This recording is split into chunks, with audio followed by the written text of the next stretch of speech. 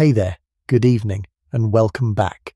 If the day has finally loosened its hold on you, and the house has gone quiet around you, and there is nothing left to be done tonight but rest, then let me take you a long way back into the life of a woman whose name you almost certainly know, and whose story you almost certainly do not. Tonight we are going to Tudor England, into the 16th century, to follow a single life from its first hour to its last, the life of a princess who was born to more joy than almost any child in the kingdom, who was then cast down into the cold, who clawed her way back to win a throne that everyone said could never be hers, and who has been remembered ever since by one of the cruelest nicknames in all of history. This is an evening for anyone who has heard her called Bloody Mary, and never once wondered what it felt like to be her. I want to walk the whole length of her life with you slowly, from the cradle that was wept over with happiness to the lonely room where she died, so that by the end you will know not the nickname but the woman beneath it. So let yourself settle, and let the present age slip away, for we are going back 500 years to stand beside a queen that history has chosen to remember only by the fires she lit. And here, before we begin, is the thread I want you to hold as we go. This is a woman who, on the day of her death, told those around her that when she was gone and her body opened, they would find the name of a lost city written upon her heart. We will reach that room in time, but to understand how a life ends in such sorrow, we must begin where it began, in a palace by a grey river, on a winter morning when the whole court held its breath. Before we step into that world, I would love to know where in the world you are listening from tonight, and what hour it has reached where you are. Whether it is deep night or the last of the evening, whether you are somewhere warm or somewhere the cold is pressing at the glass, it is good to have your company on a journey as long as this one. If you would care to leave a word in the comments, telling me your corner of the world and the time upon your clock, I do enjoy looking through them. And there's a quiet pleasure in thinking of so many of us gathered here from so many different places, drawn to the same old story on the same quiet night. And if these long evenings in vanished centuries are something you would like to find your way back to, you are always welcome to subscribe, so that the next of them will be waiting for you when you want it. There is no hurry in any of it. The palace we are about to enter has been dust for centuries, and it will keep a little longer. Picture this. It is the small hours of a February morning in the year 1516, and the Palace of Placentia at Greenwich stands dark against the Thames, its long brick front facing the black water, its windows here and there lit gold where no one is sleeping. Inside, in a warm, close chamber, hung with rich cloth and shuttered tight against the night air, a woman is labouring to bring a child into the world, and that woman is the Queen of England, Catherine of Aragon, daughter of the most powerful monarchs in Christendom, wife to the young and golden King Henry VIII. She has been queen for nearly 7 years, and in those years she has known a particular and grinding sorrow, for she has carried child after child after child, and each time something has gone wrong. A daughter born dead, a son born living who was proclaimed across the kingdom with bonfires and ringing bells, and who died at 7 weeks, leaving the realm that had rejoiced to fall silent again. The cradle has been prepared before and stood empty. So the woman labouring through this winter night is not merely a queen in childbed. She is a mother who has buried her hopes more than once, and who scarcely dares to hope again. And then, toward morning, the long ordeal ends, and there is a thin new cry in the warm room, and the child is alive. It is a girl, and a strong one, and she breathes, and she stays. A king who has prayed for a son might be forgiven a flicker of disappointment, and Henry surely felt it.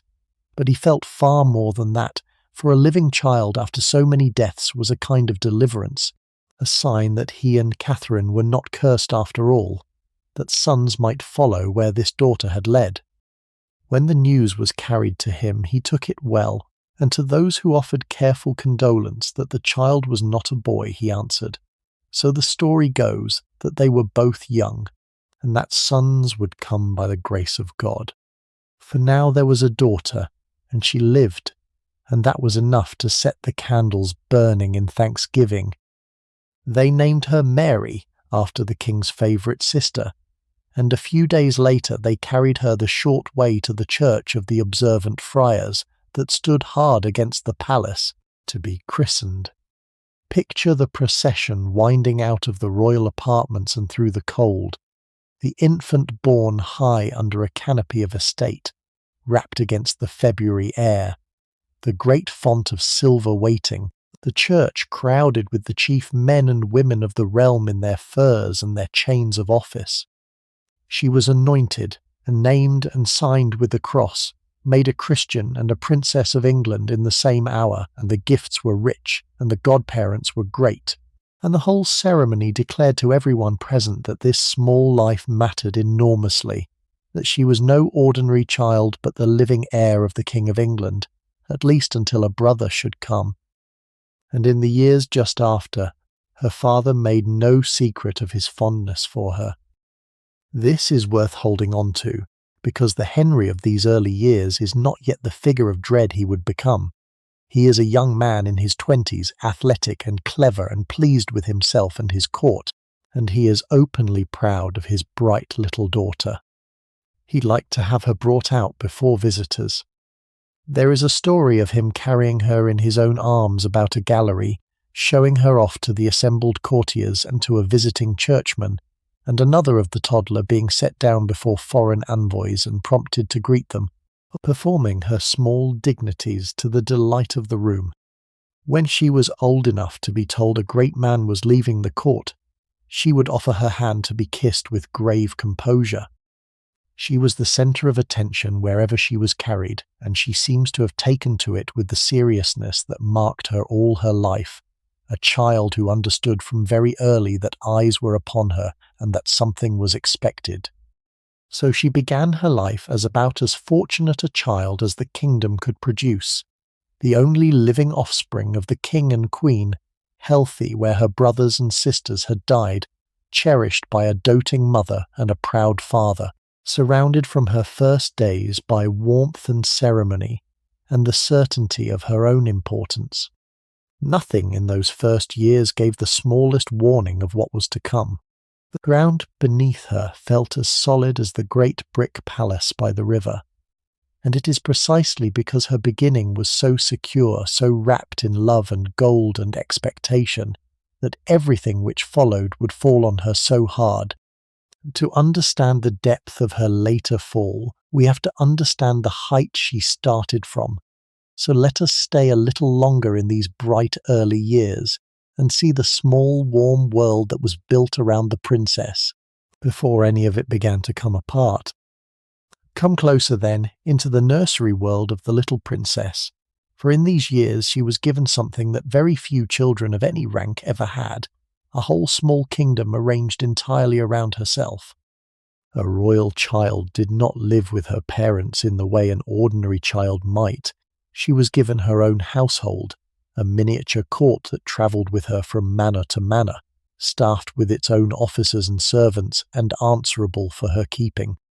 There was a lady mistress at its head, a gentlewoman of high standing charged with the daily care of the princess, and beneath her a careful order of nurses and rockers and chamberers and gentlewomen, cooks and grooms and yeomen, a treasurer to keep the accounts and chaplains to keep her soul, all of them existing for no other purpose than the comfort, safety, and dignity of one small girl.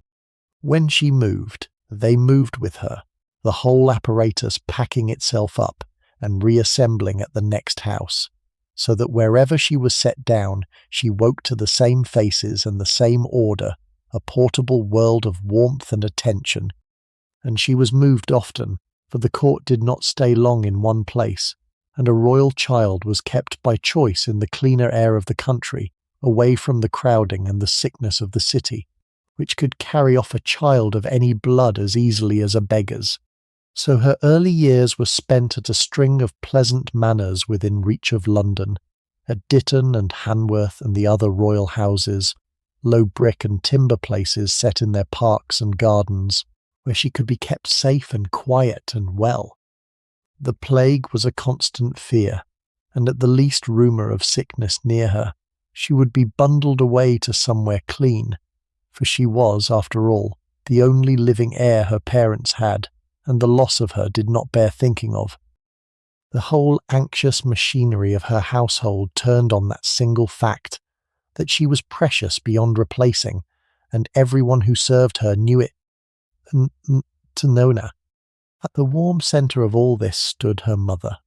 Catherine of Aragon has come down to us mostly as the wronged first wife of a famous divorce, a sad and stubborn woman, in the long shadow of what came later, and it is easy to forget that in these years she was simply Mary's mother, and a devoted one.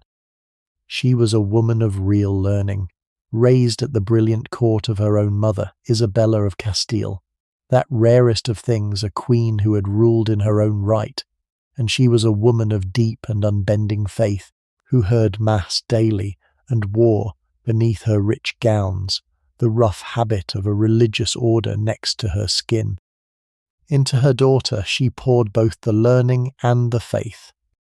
She watched over Mary's upbringing with a close and personal attention that queens did not always trouble to give, choosing her attendants, directing her studies, hearing her prayers. The bond between them was the strongest thing in Mary's life, the fixed point around which everything else turned, and it was forged in these early years into something that nothing afterward, no command and no cruelty, would ever quite break.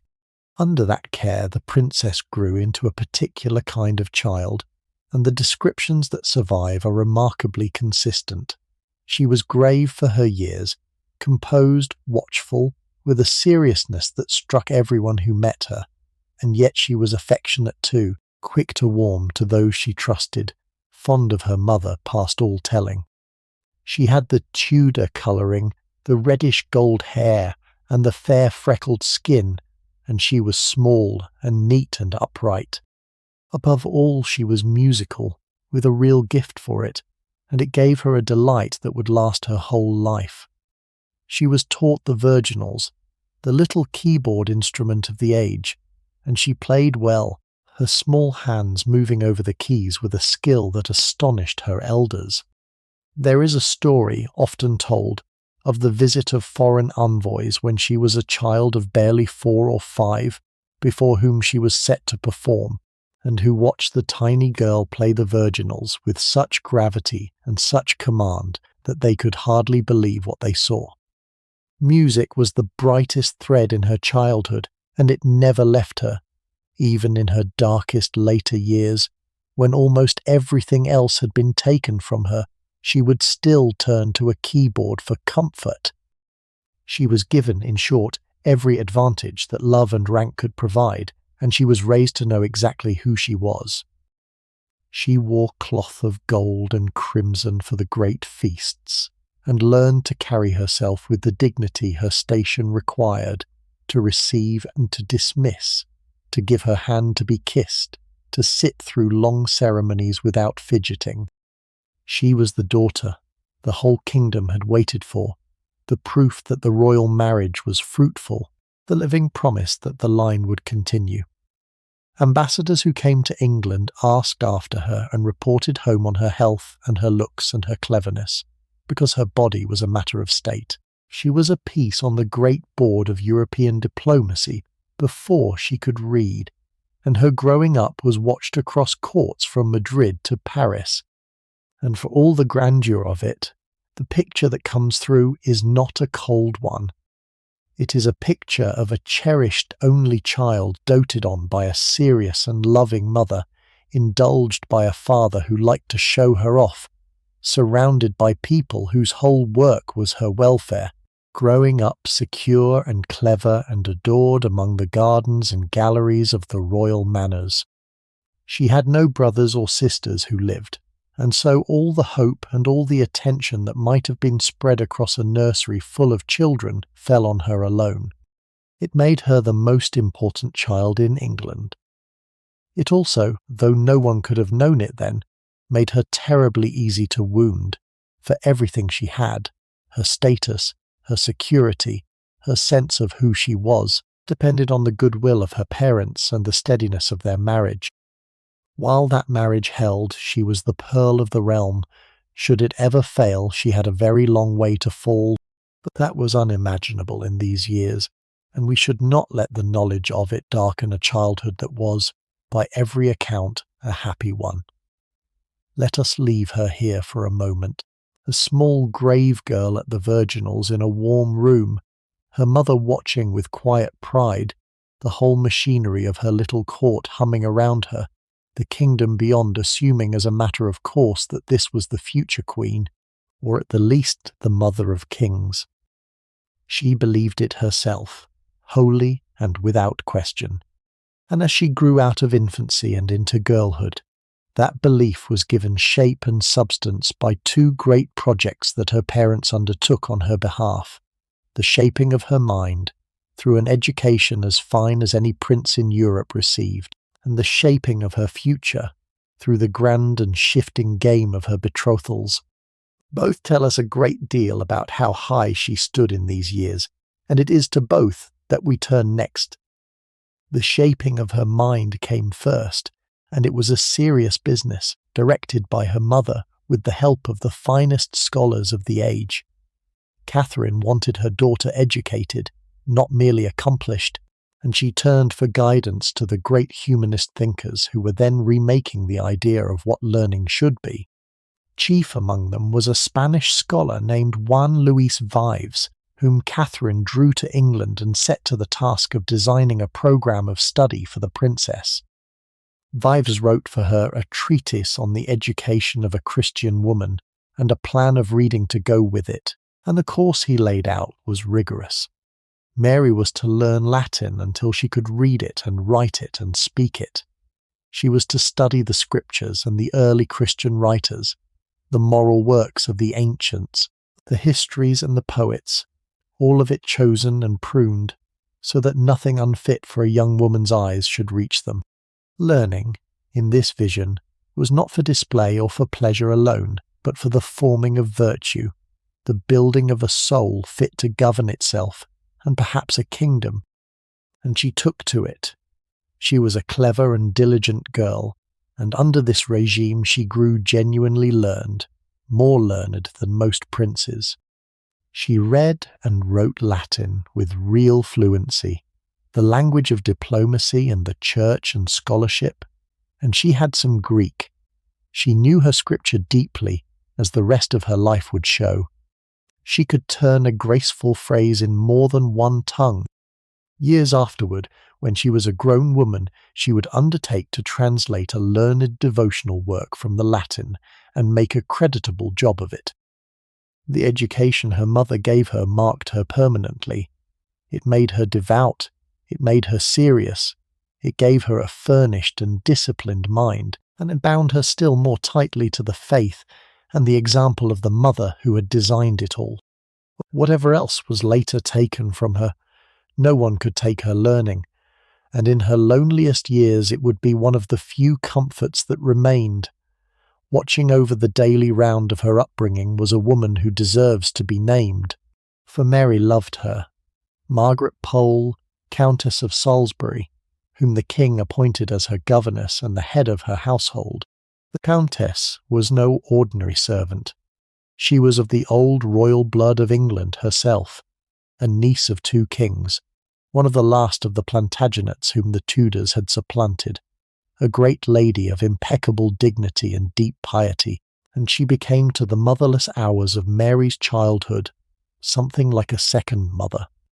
Under the Countess's care, the princess was raised in order and affection, and the bond between them was real and lasting. It is a small mercy, looking ahead, that Mary could not see how that bond would end, for the day would come, far in the future, when this gentle old woman of royal blood would be dragged to the block on her father's orders and butchered there, an old woman's murder that would haunt Mary all her days. But that horror lay decades off. In these years, the Countess of Salisbury was simply the steady, loving presence at the head of the princess's little court, and the young girl flourished under her care. While her mind was being shaped at home, her future was being bargained over abroad. For the other great project of these years was the disposing of her hand. A princess's marriage was the most valuable card a king could play in the endless game of European alliance, and Mary's was played more than once. As an infant of 2, she had been betrothed to the baby son of the King of France, the alliance sealed with feasting, and a tiny ring slipped onto her finger by proxy, a match meant to bind England and France together. That promise lasted only a few years before the diplomatic weather changed, and it was quietly dropped. In its place came a far grander prospect. When she was 6, she was betrothed to her mother's nephew, the Emperor Charles V, the ruler of Spain and the Low Countries, and half of Europe besides, the most powerful monarch in Christendom. Charles came to England and met the solemn little girl, and was reportedly charmed by her, and gifts and treaties passed. And for a while it seemed the Princess of England might one day be Empress of half the world. That betrothal too came to nothing. Charles was a grown man with an empire to run, and no wish to wait years for a child bride, and before long he married elsewhere, leaving Mary's hand free once more to be offered around the courts of Europe, now to the French king himself, now to one of his sons, now to this duke or that, as the shifting needs of policy required. To us, this endless trading of a child's future can seem heartless, and in a way it was. But it was also the ordinary lot of a princess, and it carried a flattering message that she surely understood, that she was wanted, that the greatest men in Europe thought her worth pursuing, that her blood and her prospects made her one of the prizes of the age. She was being raised to be the consort of a great king, perhaps the mother of an emperor, and every broken betrothal only confirmed how high her value stood. And then, when she was 9 years old, her father did something that lifted her higher still, and that marks the true high-water mark of her early fortunes.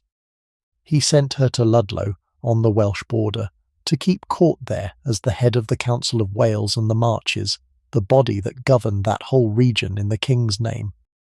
She was not formally created Princess of Wales, the title reserved for a male heir, but in every practical way she was charged to do what a Prince of Wales did, to hold a royal household in the Marcher country and lend the Crown's authority to its governance. She travelled west with a great train and a household of her own, 100 strong, and at Ludlow Castle she presided, a small girl at the head of a real court, her officers governing in her name, her peasants declaring to the whole of Wales and the West that here was the king's heir, sent among them as a king's son would be sent. Picture her there, in the grey border fortress with its round chapel and its high walls looking out over the Welsh hills, a child of 9 keeping state among grown men who bowed to her, holding her little court with the gravity that had marked her since the cradle, her musicians about her and her books at hand, the daughter of the king dispensing the dignity of the crown in a far corner of the realm. It was a high honour and a great trust, and it was meant to be seen as such by everyone. It is hard to overstate what this meant. To send his daughter to Ludlow as the figure of royal authority in the West was, on her father's part, as clear a signal as he could give, that he regarded her as his heir, and meant the world to regard her so. She was 9 years old, learned beyond her years, betrothed at one time or another to the greatest princes of Europe, the cherished only child of a king and queen who doted on her, and now the crowned crown's own representative on the Welsh march, keeping state in a castle of her own. Everything in her life pointed in a single direction, upward, toward a throne or the bearing of kings. She had every reason in the world to feel secure. And it was at exactly this moment, with the princess at Ludlow, at the very summit of her early fortunes, that a shadow no one yet spoke of aloud began to gather at the heart of her parents' marriage, a shadow that would, within a few short years, take all of this away from her and leave her with nothing at all. The shadow had a cause, and the cause was the oldest anxiety of Mary's father. He had no son. For all Catherine's many pregnancies, only this one daughter had lived, and the Queen was now past 40, and it had become plain to everyone, the King above all, that there would be no more children from her. To an ordinary man this might have been a private grief. To Henry it was something far larger, for he believed with the whole force of his enormous self-regard that God had set him on the throne to found a lasting dynasty, and a dynasty needed a son. A kingdom left to a woman, in his mind and in the minds of most men of the age, was a kingdom left to weakness, to disputed succession, to the chance of civil war, such as had torn England apart within living memory. So the want of a male heir was not, to Henry, a misfortune to be born. It was a problem to be solved, and being Henry, he came in time to believe it was a sign of divine displeasure that demanded a drastic remedy. He found the remedy in the manner of his own marriage. Catherine, before she was Henry's wife, had been the wife of his elder brother Arthur, the heir to the throne, who had died a sickly boy not 5 months into their marriage. Henry had wed his brother's widow under a special dispensation granted by the Pope, and for nearly 20 years he had raised no objection to it. But now, brooding on his empty nursery, the king fastened upon a verse of Scripture that forbade a man to take his brother's wife, and threatened such a union with childlessness, and he persuaded himself, with the ease of a man who badly wants to be persuaded, that his marriage had been cursed from the beginning, that no pope could dispense with the law of God, and that his lack of a living son was the very curse the Scripture had promised. It was a conscience exquisitely timed, for it woke in him at precisely the moment when his desire had fixed upon another woman. That woman was Anne Boleyn, a dark, quick, accomplished young gentlewoman of the Queen's own household, and what Henry felt for her was not the passing appetite he had felt for others. Anne would not be a mistress to be enjoyed and set aside. Whether by calculation or conviction or both, she held herself back, and let it be understood that she would give herself to the king as his wife and his queen, or not at all. And so two mighty forces in Henry's life, his gnawing need for a legitimate son and his consuming desire for Anne, flowed together into a single overmastering purpose, the thing that the cautious men of the court learned to call the king's great matter. The phrase was deliberately vague, but everyone knew what it meant, the unmaking of the king's marriage to Catherine, so that he might marry Anne and get from her the heir the realm required. For years the great matter dragged on, and it dragged through the courts of the church because only the church could dissolve a marriage, and the head of the church was the Pope in Rome. Henry pressed the Pope, hemmed in by powers Henry could not control, delayed, and Catherine fought. This is the thing too often forgotten about Mary's mother. She did not weep and yield. She fought with a cold and unbreakable dignity for her marriage and for her daughter's legitimacy. There came a day, at a solemn church tribunal convened to try the matter, when Catherine rose before the assembled judges and the king himself, crossed the floor, and knelt at Henry's feet, and begged him in the sight of all to tell her how she had ever failed him, reminding him that she had been a true and humble wife these 20 years, that she had come to him a maid, and that she would not now consent to a judgment that branded her a liar and her child a bastard. Then she rose and curtsied, and walked out of the court, and would not come back though they called her name, and the proceedings collapsed in confusion behind her. It was the act of a queen, and a mother, and Mary, wherever she heard of it, must have burned with pride and terror together. And in all of this there was Mary herself, a girl of 11, then 12, then 13, as the great matter ground its slow way forward, no longer the secure little princess keeping court at Ludlow, but a watchful young woman feeling the floor of her world begin to tilt beneath her. At first the danger may have seemed remote, an adult quarrel that did not reach her, but it reached everything. The whole of Mary's identity rested on a single foundation, that her parents were truly married and she was their lawful heir, and that was the very foundation her father was now labouring with all his might to tear out. If Catherine had never been his lawful wife, then Mary had never been a true princess, but a bastard with no rights and no future at all. She was more than old enough to grasp this, and more than her father's daughter in spirit, and she took her mother's side without a flicker of hesitation, with the whole fierce loyalty of a nature that did not know how to do things by halves. Something fused in her in these years that would never come apart.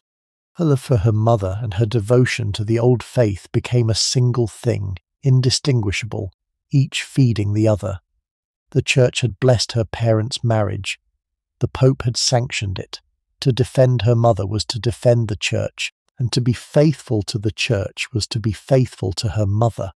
Both were under attack from the same man and the same cause, and so in Mary's mind they merged into one bedrock loyalty, an absolute and immovable conviction that her mother was the true queen, that she herself was the true princess, that the faith of Rome was the faith of God, and that all of this was so by heaven's own decree, and no power on earth could alter it.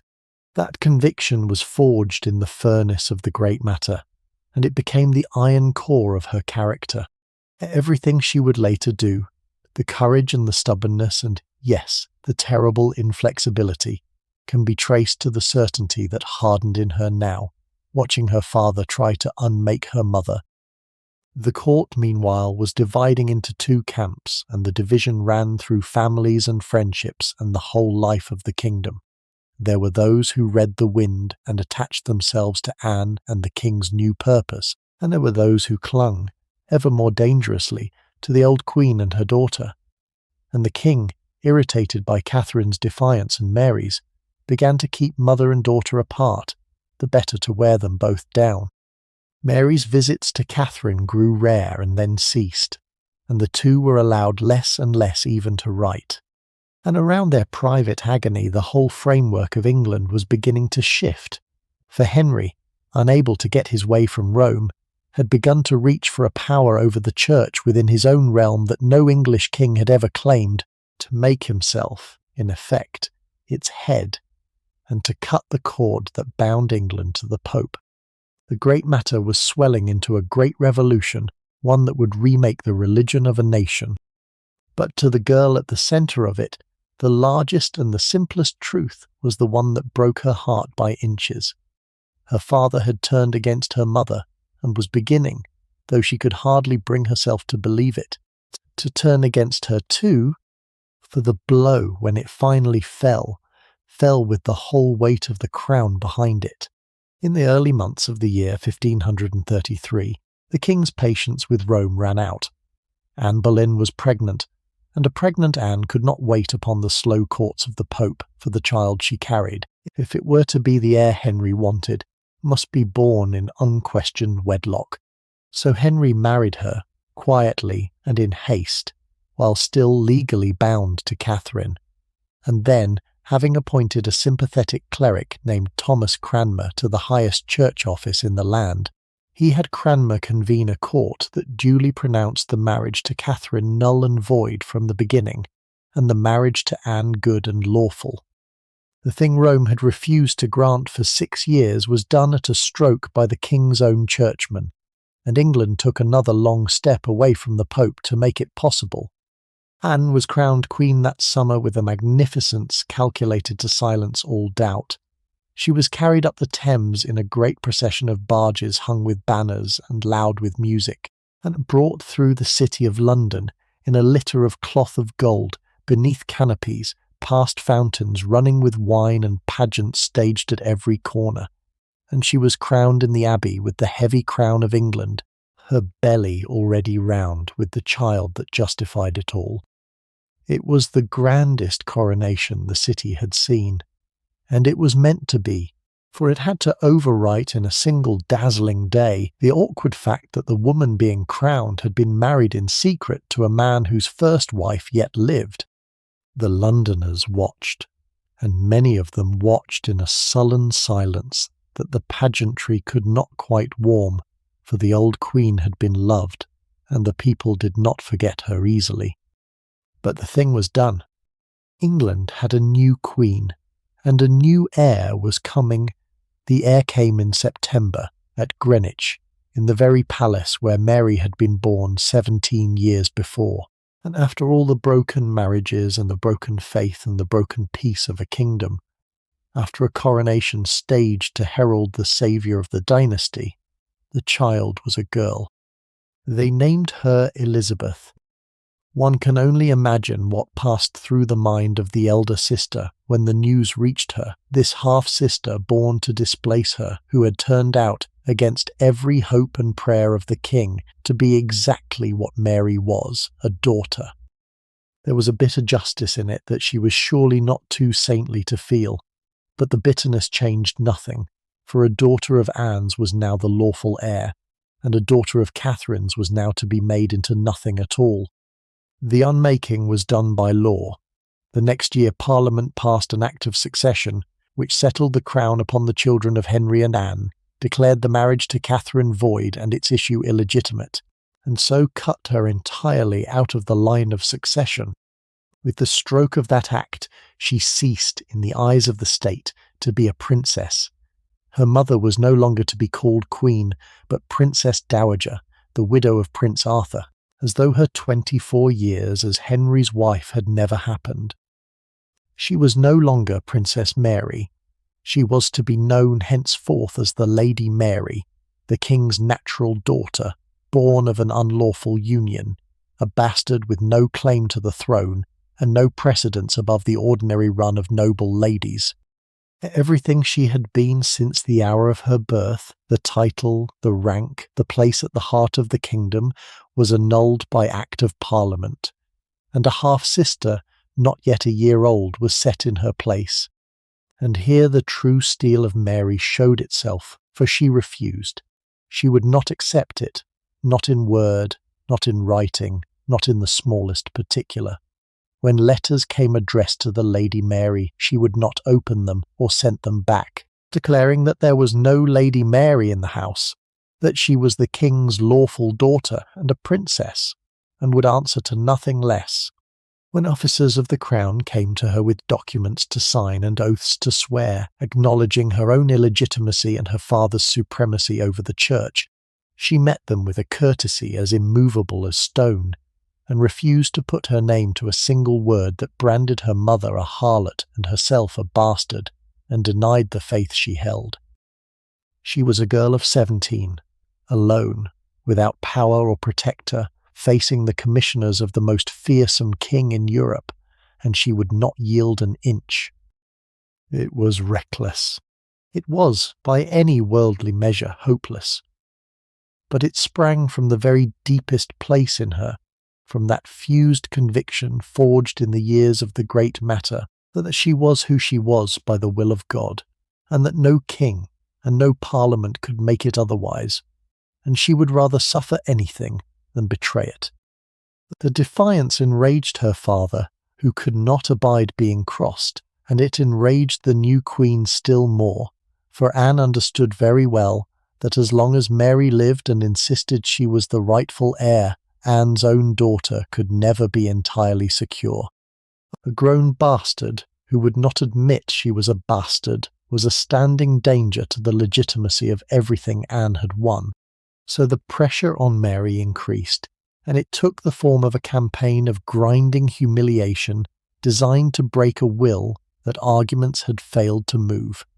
They could not change her mind, so they set out to crush her spirit, and they reached, with deliberate cruelty, for the one part of her life where she could still be wounded past bearing. For Mary had two things left. The law could not simply legislate away her devotion to her mother and the small familiar world of the household that had surrounded her since birth, the servants and attendants who loved her and called her princess still. These were the last warmth in her cold new life, and now the king and queen moved to take them from her too. The plan was that the girl who had once kept court at Ludlow should be stripped of her independence and her dignity along with all the rest, and what that would mean in practice she was soon to learn. It was the cruelest blow yet, and it was meant to be, and it was nothing beside the blow that her enemies were keeping in reserve, the slow and deliberate severing of Mary from her mother, which would prove the deepest wound of her young life. So in the cold December of that year the thing was carried out. Mary's household was dissolved, her servants paid off and sent away.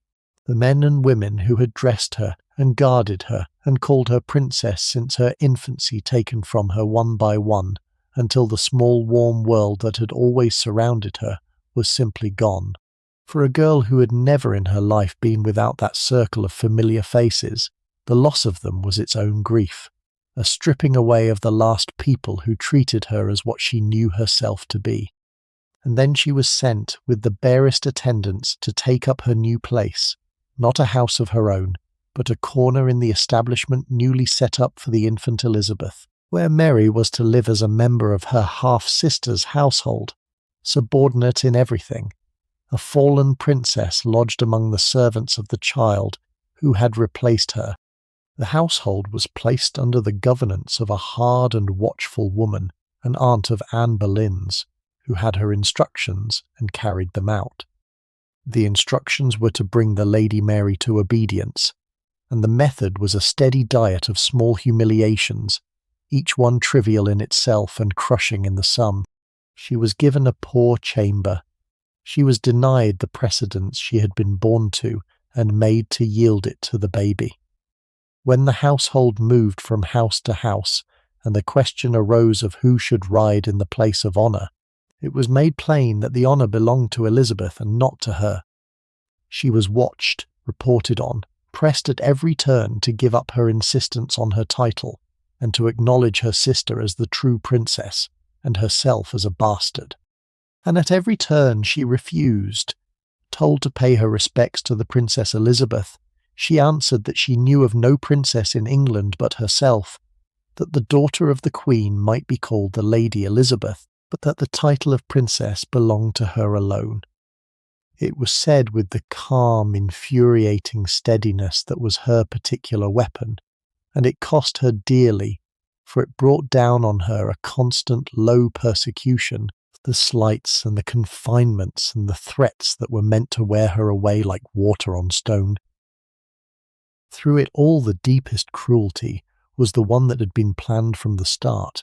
She was forbidden to see her mother and forbidden to write to her, and Catherine likewise was kept from any contact with her daughter.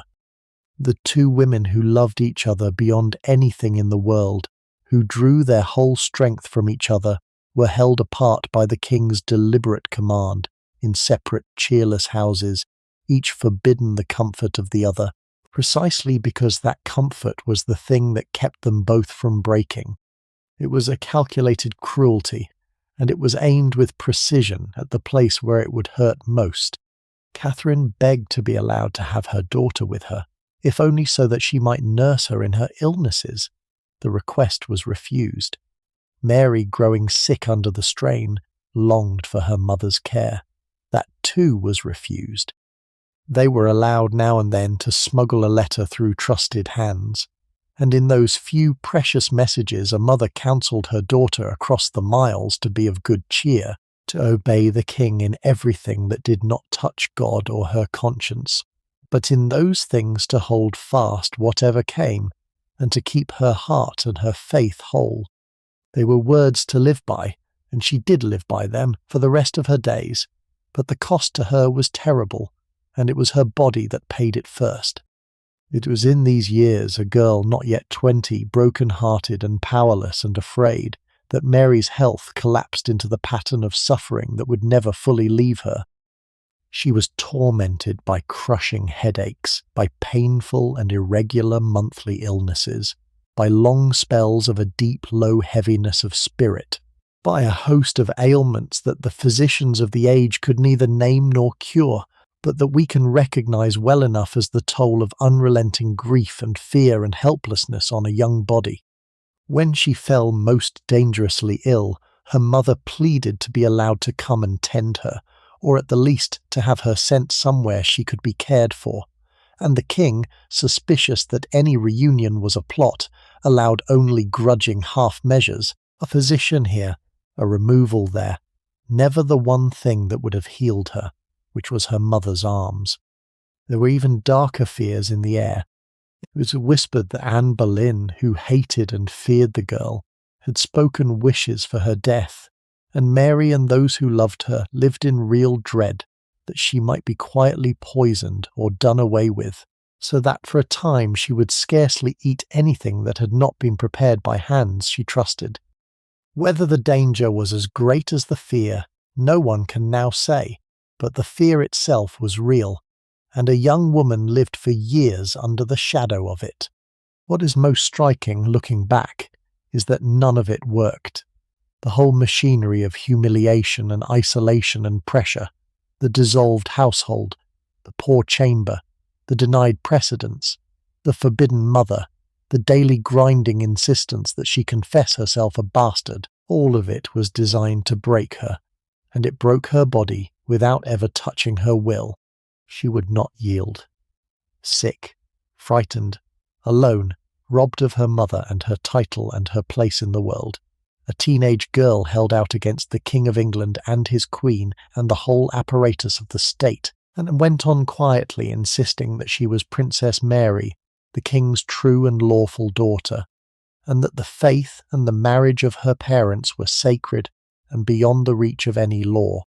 There was something almost terrible in such steadiness in one so young. It was the steadiness that would one day carry her to the throne against impossible odds. It was also, in its absolute refusal to bend, the seed of the inflexibility that would one day make her so feared. But that was all far ahead. For now she was simply a suffering girl, holding to the one thing she had left, the truth as her mother and her church had taught it to her, while the people who held her power did everything they could to make her let it go. And she held to one hope above all, the hope that sustained her through the worst of these years, that somehow, someday, she would be allowed to see her mother again. It was the thing she begged for, the thing she dreamed of, the single reunion that would have made all the rest bearable. She never had it. In the first weeks of the year 1536, Catherine of Aragon, worn out and ailing and exiled in a damp, cold castle far from the court, came to the end of her long fight. She knew she was dying, and she sent one last message to the husband who had cast her off, forgiving him and commending their daughter to his care, and signing herself, to the very end, his true wife and Queen of England. That last letter, dictated as her strength failed, has the simple dignity that marked her whole long fight. In it she told him that the hour of her death now drawing near, she could not choose but, out of the love she bore him, to put him in remembrance of the health of his soul which he ought to prefer before all worldly matters, and she pardoned him everything, and prayed God to do so likewise.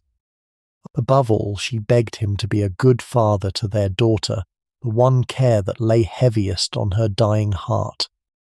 And she closed, it is remembered, with words that have echoed down the centuries, telling him that she made this end desiring him above all things. It was the last word of a wife to a husband who had broken her, sent without bitterness, full only of love and faith and a mother's care, and it is one of the most moving things in the whole sad story. And she asked, as her last earthly wish, to see her daughter once before she died. The wish was refused. Mary was not permitted to go to her. Catherine died with her child kept from her by the length of England and the will of a king, and she lost the one person who had loved her without condition and held her world together, and she lost her without the chance to say goodbye. The grief of it would never leave her. And it is here, beside that death, that the first great act of Mary's life comes to its close, for with her mother gone, The girl who had been the pearl of the realm was now truly alone, and the hardest years of her young life were about to begin. The year of her mother's death brought a second upheaval hard on the first, for within months the woman who had supplanted Catherine fell in her turn, and fell much harder. Anne Boleyn, who had failed to give Henry the son she had promised, and whose hold on the king had curdled into something he wished to be rid of, was arrested that spring on charges of adultery and treason, charges almost certainly false, and within days she was tried, condemned, and beheaded within the walls of the Tower. The Queen who had displaced Mary's mother and overseen Mary's humiliation was dead, swept away as suddenly as she had risen, and her daughter Elizabeth was now declared a bastard in turn, cast down exactly as Mary had been. To Mary, who had every reason to hate Anne, the news might have brought a grim satisfaction, but it brought far more urgently a flicker of hope, for with Anne gone she believed her father's anger toward her must surely soften, and that she might at last be restored to his love and her old place. She was quickly and brutally disabused. Henry, freed of Anne and newly married to the gentle Jane Seymour, did indeed want a reconciliation with his elder daughter, but entirely on his own terms, and his terms were total surrender.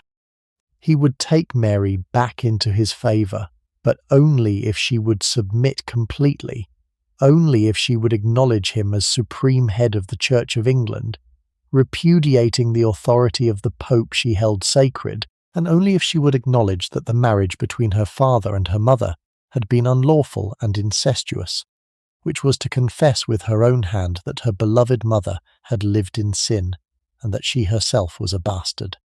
These were not negotiable. The king demanded her absolute capitulation on the 2 points that struck at the very heart of everything she believed and everything she was, and he made it plain that there would be no half measures and no mercy. And he was in deadly earnest. This was a king who had just sent his own wife to the scaffold, and who had begun executing men of conscience, great men, learned and revered men, who had refused the very oaths he was now pressing upon Mary.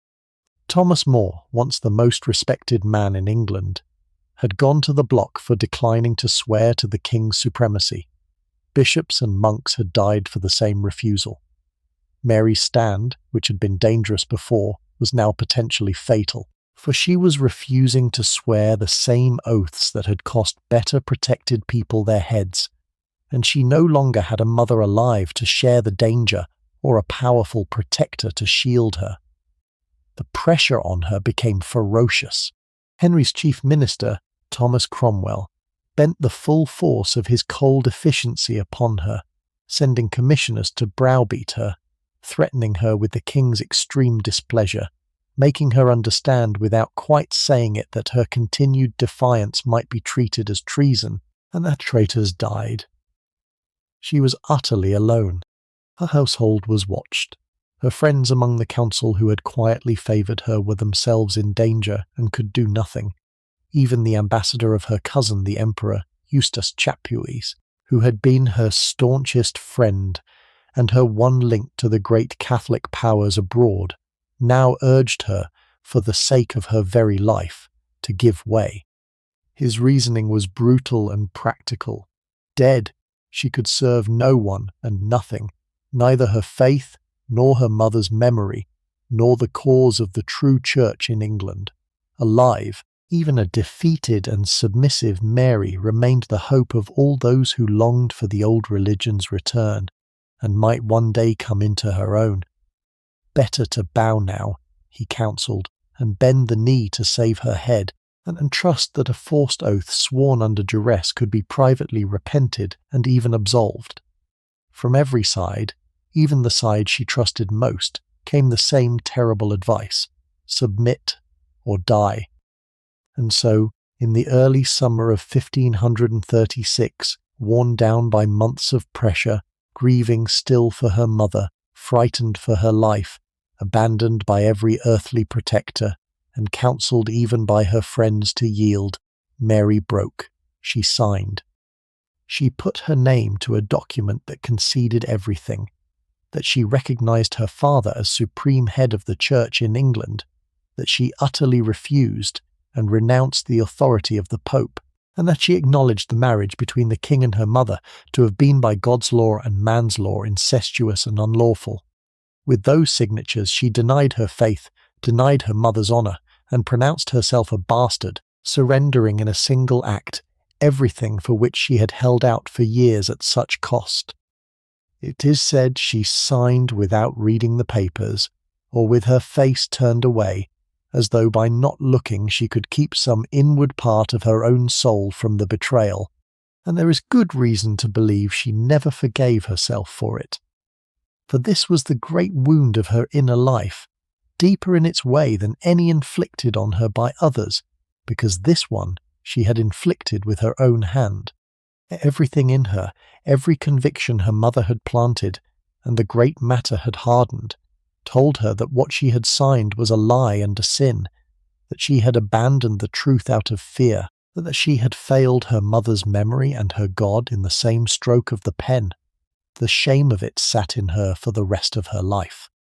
She is believed to have sought, in secret, an absolution from Rome for what she had done under duress, a quiet unburdening of the conscience that the public submission had violated, and the memory of that surrender, the day she signed away her mother and her faith to save her own life, surely fed the fierce, almost desperate zeal with which she would later try to undo the Reformation and restore the church she had been forced to renounce. She had been made, by terror, to deny everything she believed. When at last she had power, she would spend it trying to make amends. But all of that lay far in the future.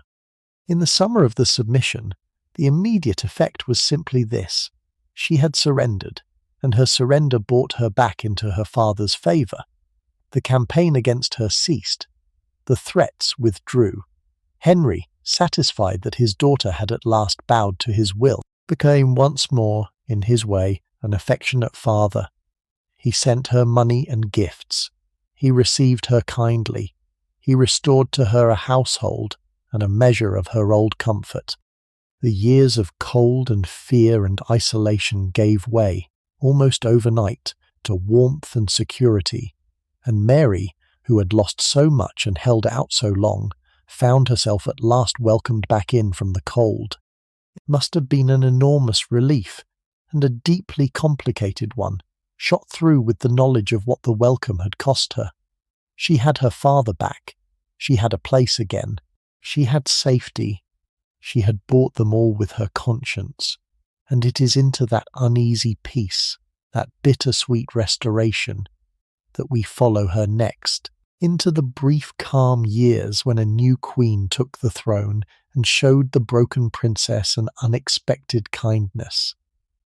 The new queen was Jane Seymour, and she proved to be Mary's friend. Jane was as different from Anne Boleyn as could be imagined, quiet where Anne had been brilliant, mild where Anne had been fierce, and conservative in religion, with a sympathy for the old ways and for the wronged princess who embodied them. From the moment of her marriage, Jane used what influence she had with the king to soften his heart toward Mary, urging him to bring his elder daughter back to court and to treat her with kindness. And Henry, in the contented mood of a new marriage and freshly reconciled with his daughter, was willing to be moved. So she was brought back into the life of the court, given rooms near the king and queen, treated once more as a person of consequence, and not as a prisoner to be ground down. She and Jane grew genuinely fond of each other, the gentle queen and the grateful princess, and for the first time in years she lived in an atmosphere of warmth rather than threat. It was not a complete restoration. In the eyes of the law, Mary remained illegitimate, removed from the succession, the Lady Mary and not the princess.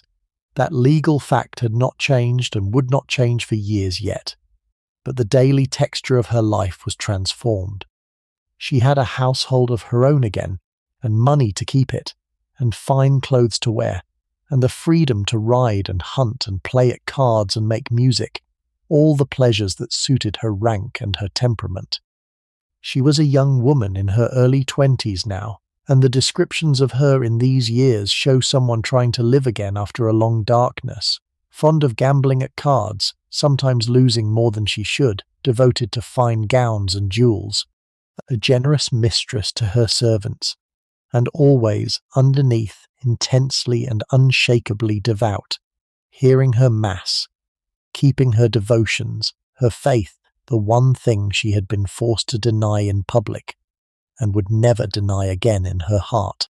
The court had its dangers still, but she had learned to navigate them, and for a while she was as near to content as her circumstances allowed. The great hope of these years for the king and for the whole kingdom was that Jane would do what Catherine and Anne had failed to do and give Henry a son. And in the autumn of 1537, at Hampton Court, she did. After a long and dangerous labour, she was delivered of a healthy boy, and the kingdom that had waited nearly 30 years for a male heir erupted into joy. Bonfires in the streets, bells rung until the ringers were exhausted, cannon fired from the tower, thanksgiving in every church. The child was named Edward, and he was the prince for whom a queen had been cast aside, and a church had been broken, and a princess had been unmade. And now at last he was here, alive and thriving. Whatever private feelings Mary may have had, knowing that this baby's existence sealed her own exclusion from the throne forever, she seems to have felt chiefly love. She was made one of the child's godmothers, a place of honour, and she took a real and tender interest in her little half-brother from the first. The christening was a magnificent affair, held a few days after the birth in the chapel at Hampton Court, the whole court turning out by torchlight to welcome the prince into the church, and she was given a prominent and honoured part in it. She stood as godmother to the boy, and in the great procession she was carried, as her rank required, close to the centre of the ceremony, an honoured member of the royal family once more after the long years of her disgrace. To see her there, restored to her place, godmother to the heir, must have struck many who remembered her humiliation as a remarkable turn of the wheel, and for Mary herself there was surely a complicated mixture in it. The genuine love she bore the child mingled with the knowledge of all that his birth meant for her own hopes. But whatever was tangled in her heart, she carried out her part with grace, and the affection she conceived for the baby Edward in those first days was real and would endure for years, even as religion later drove the two of them apart. She was 21, an aunt in all but name to the precious prince, and for that bright moment she belonged once more to a family and a court that had use and honour for her. But the joy was brief, and grief came treading on its heels, for within 2 weeks of the birth, Jane Seymour was dead. The long labour had left her weak, and childbed fever, the great killer of mothers in the age, set in and carried her off, the queen who had finally given Henry his son dying before the celebrations had fully faded. Mary, who had loved her, was the chief mourner at the funeral, riding behind the coffin as the dead queen was carried to her grave, and her grief was real. Jane had been kind to her when kindness was rare. Jane had brought her back into the warmth, and now Jane too was gone, another of the few who had loved her taken from her small circle. The kingdom had a prince and had lost a queen in the same fortnight, and she stood at the heart of both the rejoicing and the mourning, godmother to the living child, and chief mourner for the dead mother. In the years that followed, Mary found her place in the new shape of the royal family, and it was, above all, the place of an elder sister. There was the baby Edward, the precious heir, kept in his own carefully guarded household, and she visited him and sent him gifts and grew attached to him as one does to a much younger sibling. There was Elizabeth too, now a small girl, herself cast down into bastardy after her mother's fall, sharing with Mary the strange fate of being a king's daughter declared no princess. The relationship between the two sisters was always to be a complicated one, shadowed by the memory of what Elizabeth's mother had done to Mary's. divided by a great gulf in age and in religion. But in these years Mary, the elder by 17 years, seems to have shown the small motherless Elizabeth a genuine if wary kindness, the two of them bound together by the peculiar circumstances of their shared disgrace.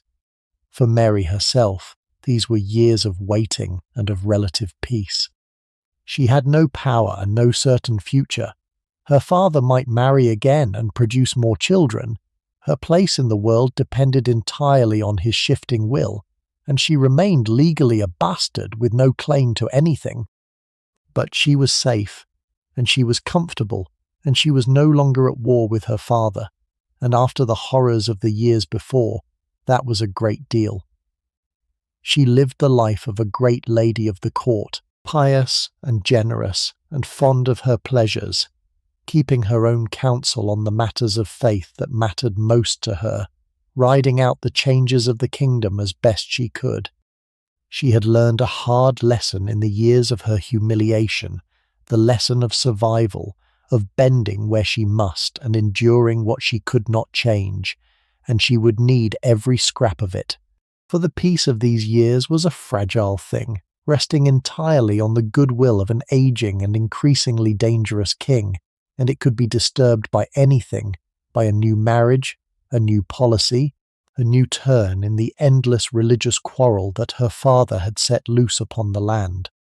And disturbed it would be, for Henry was not done marrying, and each new wife brought a new arrangement of the royal household, and a new set of dangers and chances for the king's elder daughter, who watched them come and go with the wary patience she had learned the hard way. 3 more wives came after Jane, and each touched Mary's life in her own way. The first was Anne of Cleves. The German Princess Henry married for the sake of a foreign alliance, and then could not bring himself to love. The marriage famously unconsummated and swiftly annulled when the alliance lost its use and the king's eye wandered. Anne of Cleves was treated generously in her discarding, given houses and an income and the honorary status of the king's good sister, and she settled into a comfortable English life that lasted long after Henry himself was gone. She and Mary, near enough in spirit and circumstance, became friendly, 2 women who had been used and set aside by the same man, and who bore him no great malice for it. And Anne of Cleves, the wife who got away with her head and her dignity intact, remained a quiet fixture at the edge of the royal family for years, on good terms with the princess. The next wife was a sharper trial. Catherine Howard was a young girl, a cousin of Anne Boleyn, pretty and frivolous and barely out of childhood, whom the aging king married in a flush of late infatuation.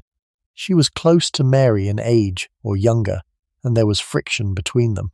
For it cannot have been easy for Mary, a grave and learned woman in her mid-20s, to defer to a giddy girl set over her as queen and stepmother. The friction did not last long, for Catherine Howard's reign was brief and ended in catastrophe.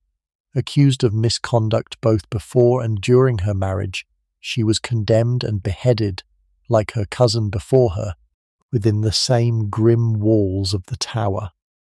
For the second time in Mary's life a Queen of England went to the block, and the lesson of how dangerous it was to stand near the centre of her father's affections was written again in blood. The last of the wives was the one who did Mary the most lasting good. Catherine Parr was a mature, intelligent, twice-widowed woman of real learning and warmth, and though her own religious leanings ran toward the new Reformed faith rather than Mary's old one, she had a gift for harmony and a genuine care for Henry's children. It was Catherine Parr, more than anyone, who knitted the broken royal family back together.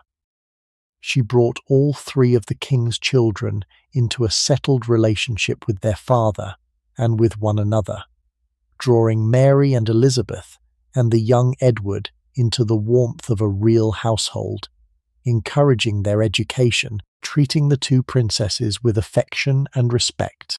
Under her gentle influence, the court became, for Mary, something close to a family again, and she and her stepmother, for all the difference in their faith, grew close.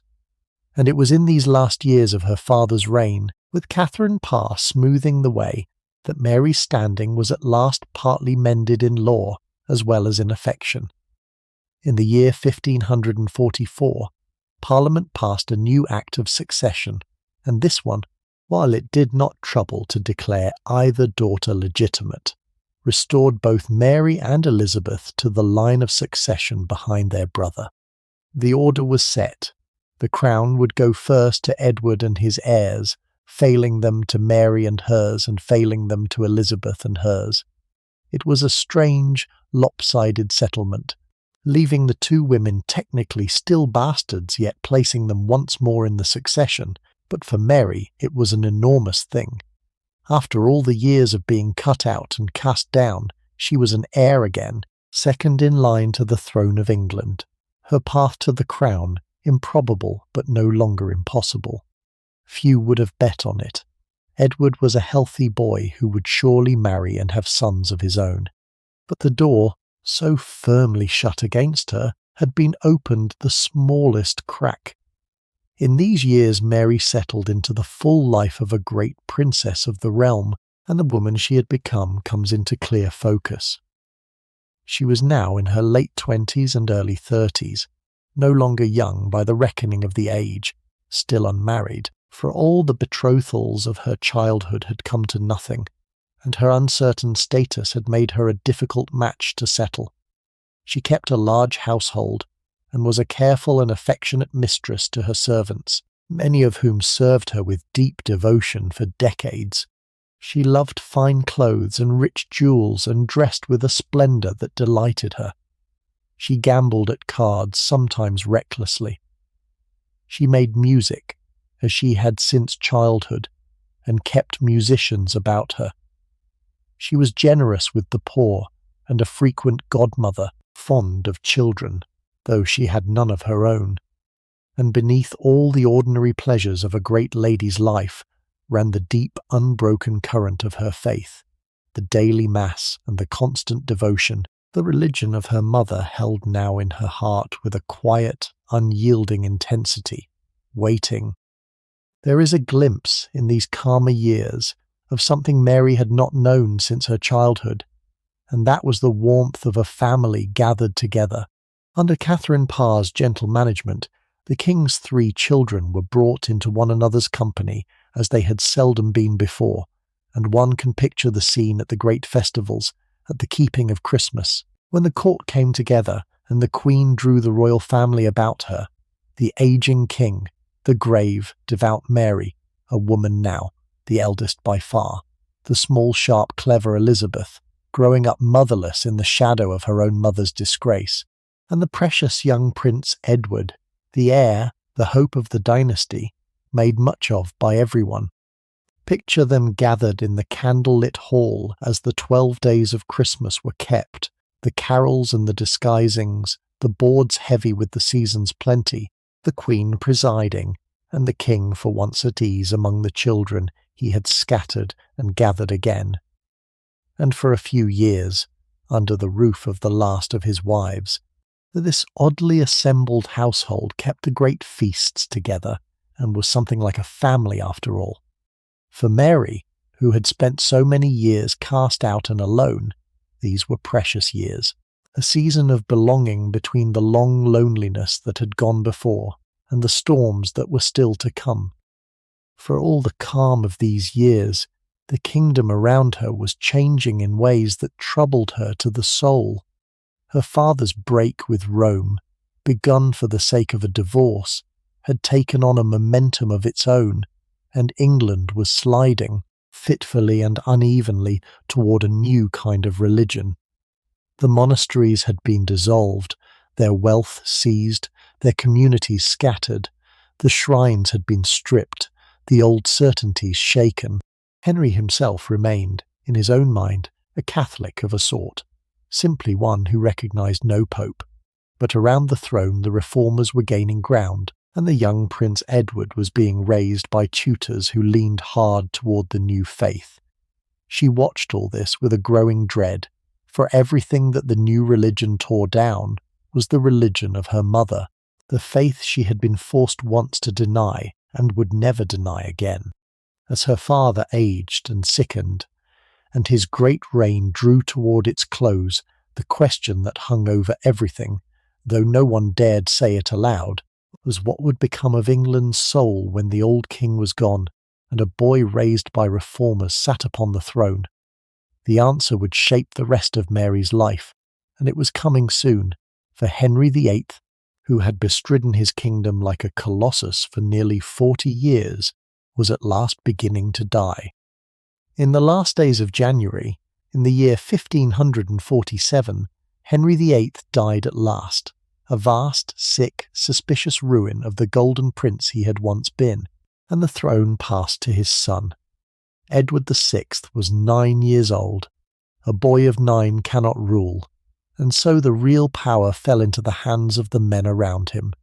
First his uncle Edward Seymour, who made himself Lord Protector and Duke of Somerset, and then, when Somerset fell, the harder and abler John Dudley, who became Duke of Northumberland and the master of the young king's government.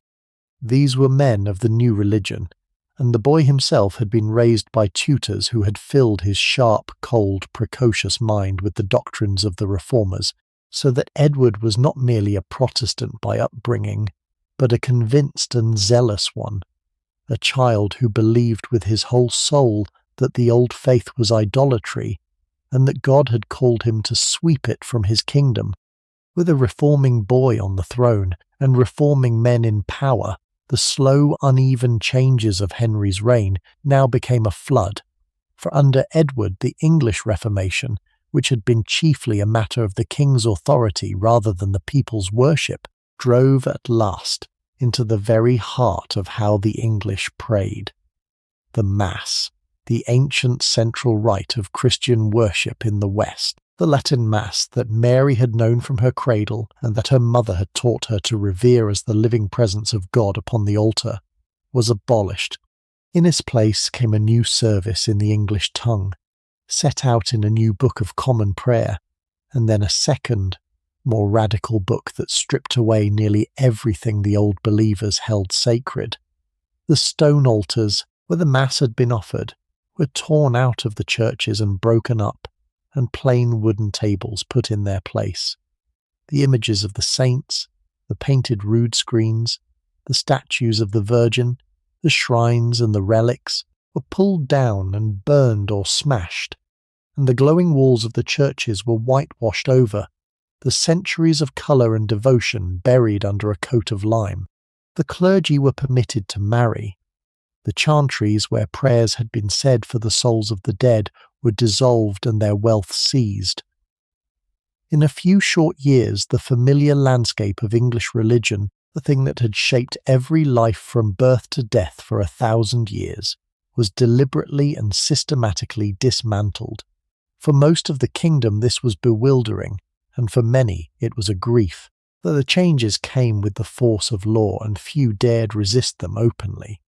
There were risings in the West and elsewhere, put down with severity. To grasp what these changes meant to the people who lived through them, step for a moment into an ordinary parish church as the new order came to it. For centuries that church had been a place of colour and mystery, the walls painted with saints and stories, the rood screen rising before the altar with its carved and gilded figures, the lamps burning before the images, the shrine of the local saint with its offerings, the whole rich apparatus of a faith that engaged the eye and the ear and the heart. Now men came with orders and with tools. The images were taken down and broken up or burned in the churchyard. The screen was hacked away. The wall paintings, the work of generations, were covered over with whitewash, until the church stood bare and pale and silent. The stone altar, where the Mass had been offered since anyone could remember, was pulled out and a plain table set in its place, and the Latin words that had been the sound of holiness gave way to plain English, read from a book. For the old folk of the parish, who had been baptized and married at that altar, and expected to be buried in its shadow, it was as though the very furniture of heaven were being carried out of doors and smashed. Some welcomed the new bareness as a cleansing.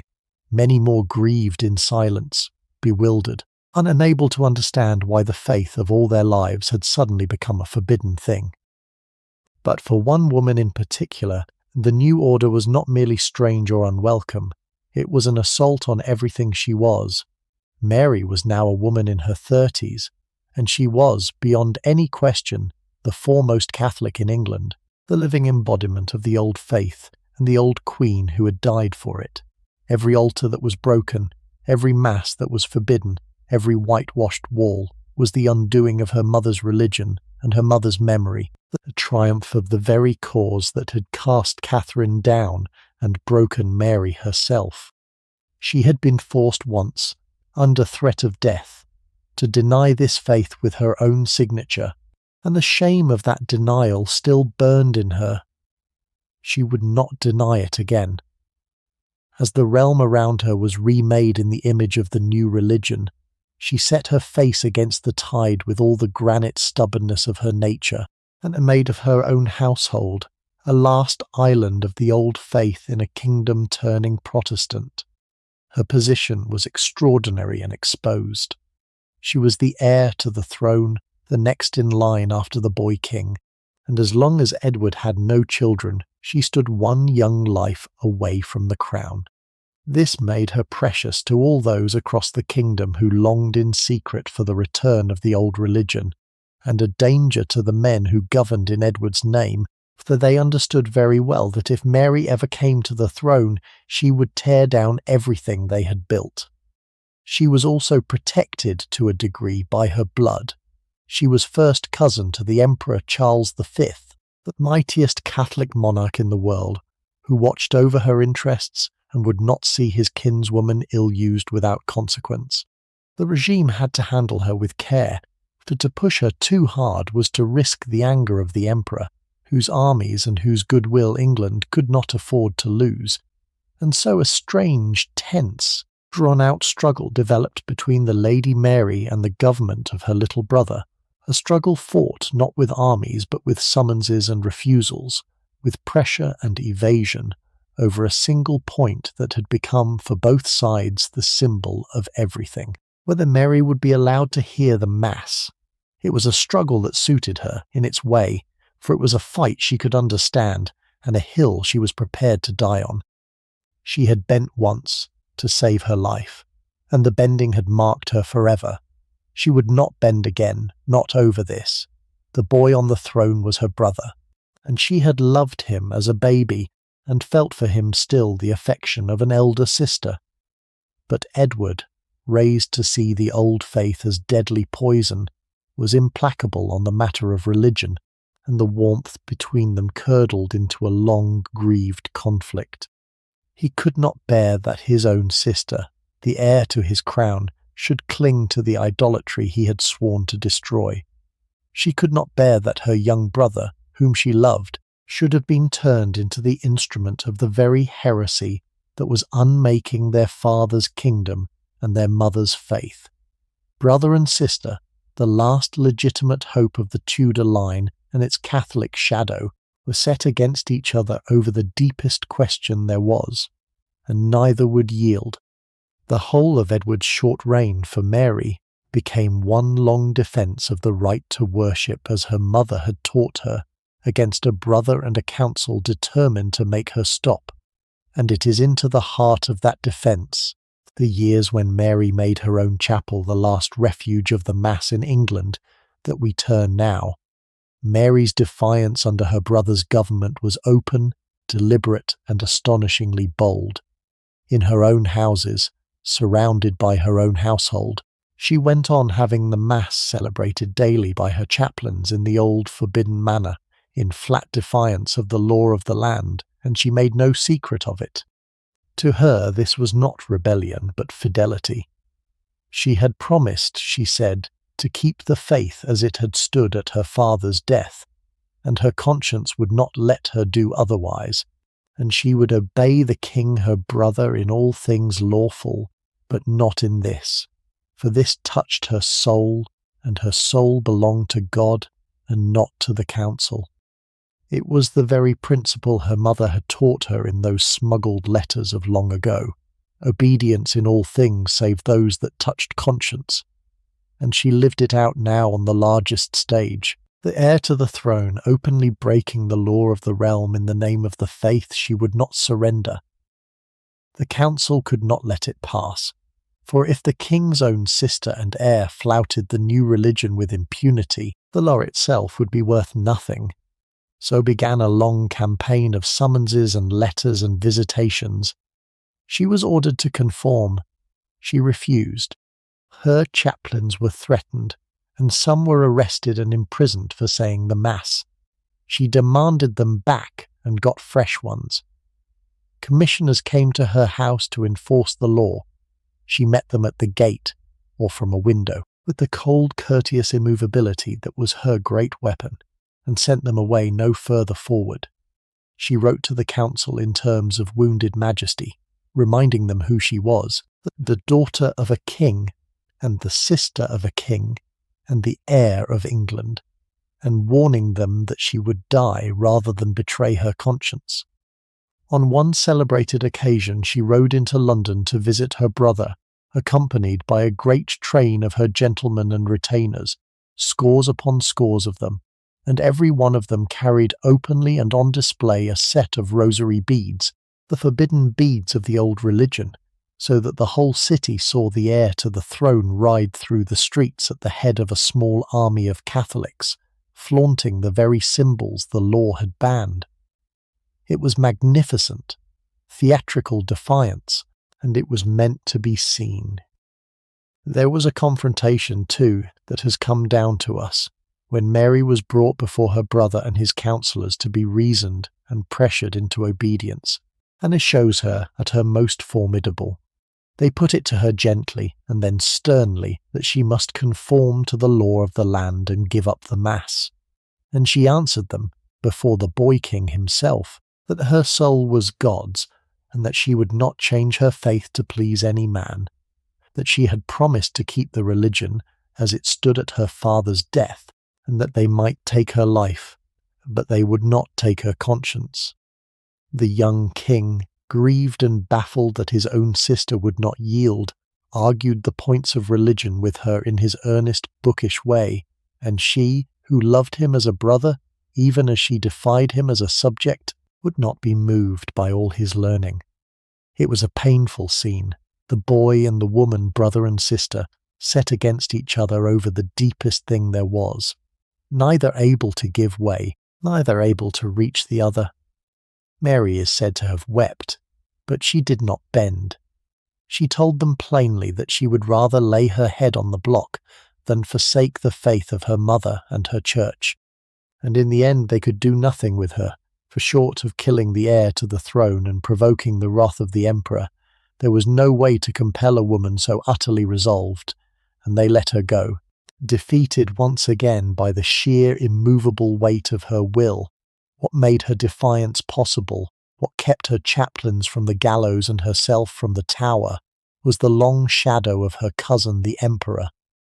Charles V let it be known, again and again, that he regarded the persecution of his kinswoman's faith as an affront, and that he expected the Lady Mary to be left free to worship as she chose, and behind the expectation lay the unspoken weight of the most powerful armies in Europe.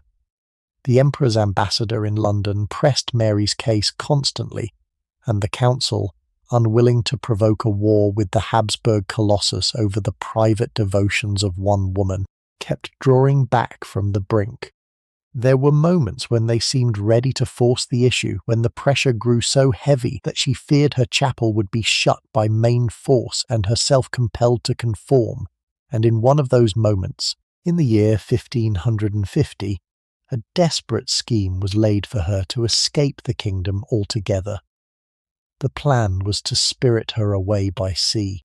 Ships were to come to the coast near one of her houses in the east of the country, and Mary was to slip down to the shore in secret and be carried off across the water to the safety of the Emperor's lands in the Low Countries, where she could live and worship freely under her cousin's protection, beyond the reach of the English council. It came very near to happening. Boats were readied, signals were arranged, the Emperor's agents waited offshore, But at the last Mary hesitated, and the moment passed. Perhaps she feared the danger of the crossing, or the betrayal of the secret. Perhaps she could not bring herself to abandon the kingdom and the inheritance that might one day be hers.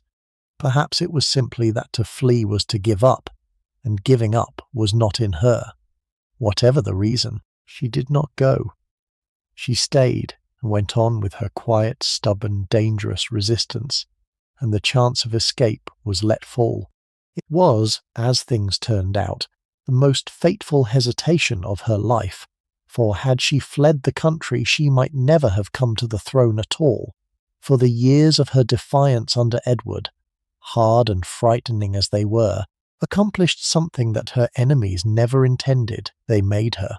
Through all the long contest over the mass, she stood before the kingdom as the one great figure who would not bend, the woman who held to the old faith against king and council and the whole tide of the age, and in doing so she became the hope and the heroine of every English man and woman who longed in their hearts for the return of the religion they had grown up with, and that was a great many of them. The breaking of the altars and the whitewashing of the churches had been imposed from above. It had not changed the deep affections of much of the country, where the old ways were still loved, and the new service still felt strange and bare. To these people, and they were the silent majority in many a parish, Mary was not a stubborn lawbreaker, but a faithful daughter of the Church, suffering for the truth, the rightful heir who would one day set everything to rights. Her defiance built her a following she could not see, a reservoir of loyalty across the kingdom that was filling quietly all through these years, and that she would draw upon, when the moment came, to astonishing effect. And the moment was coming faster than anyone supposed, for the young king was not well. Edward, for all his cleverness and zeal, had never been robust, and in the early part of the year 1553 he fell seriously ill, with a wasting sickness of the lungs that the physicians could not mend. As the spring wore on, it became clear that the boy was dying, and would leave no heir of his body, and the question that had hung unspoken over the whole reign now demanded an answer, the question of who would rule when Edward was gone. By his father's will and by the law of the land, the crown was to pass to Mary. But Mary was the great Catholic, the woman who had spent 6 years defying everything the reformers had built, and to the failing king and the men around him, the prospect of her accession was a horror, for they knew, none better, that her rule meant the undoing of all their work, and for some of them, very possibly the loss of their heads. And so, in the last weeks of the boy king's life, a plot was hatched to cheat Mary of the throne that was hers by right, and to set another in her place. The man who built the plot was John Dudley, Duke of Northumberland, the master of Edward's government, and he built it on the dying convictions of the boy king himself. Edward, wasting away at 15, was tormented by the thought that his Catholic sister would inherit his crown and tear down the godly church he had laboured to raise, and he proved entirely willing to set aside his father's will and the law of succession to prevent it. Together, the dying king and his chief minister drew up a document that came to be called the Device for the Succession, and in it Edward, on his own authority, disinherited both his sisters, Mary and Elizabeth alike, on the convenient ground that both had been declared bastards, and neither could therefore inherit, and diverted the crown instead to a cousin of safely Protestant convictions, the Lady Jane Grey. Jane Grey was a great-niece of Henry VIII, descended through his younger sister, a girl of 15 or 16, remarkably learned, sincerely and intensely Protestant, and entirely unprepared for what was about to be done in her name. She was a pawn, and the hand that moved her was Northumberland's, for the Duke had recently married Jane to his own son, Guildford Dudley, so that if Jane became queen, Northumberland's son would be her consort, and Northumberland himself the power behind a throne he had in effect manufactured. It was a naked grab for power dressed in the robes of religion.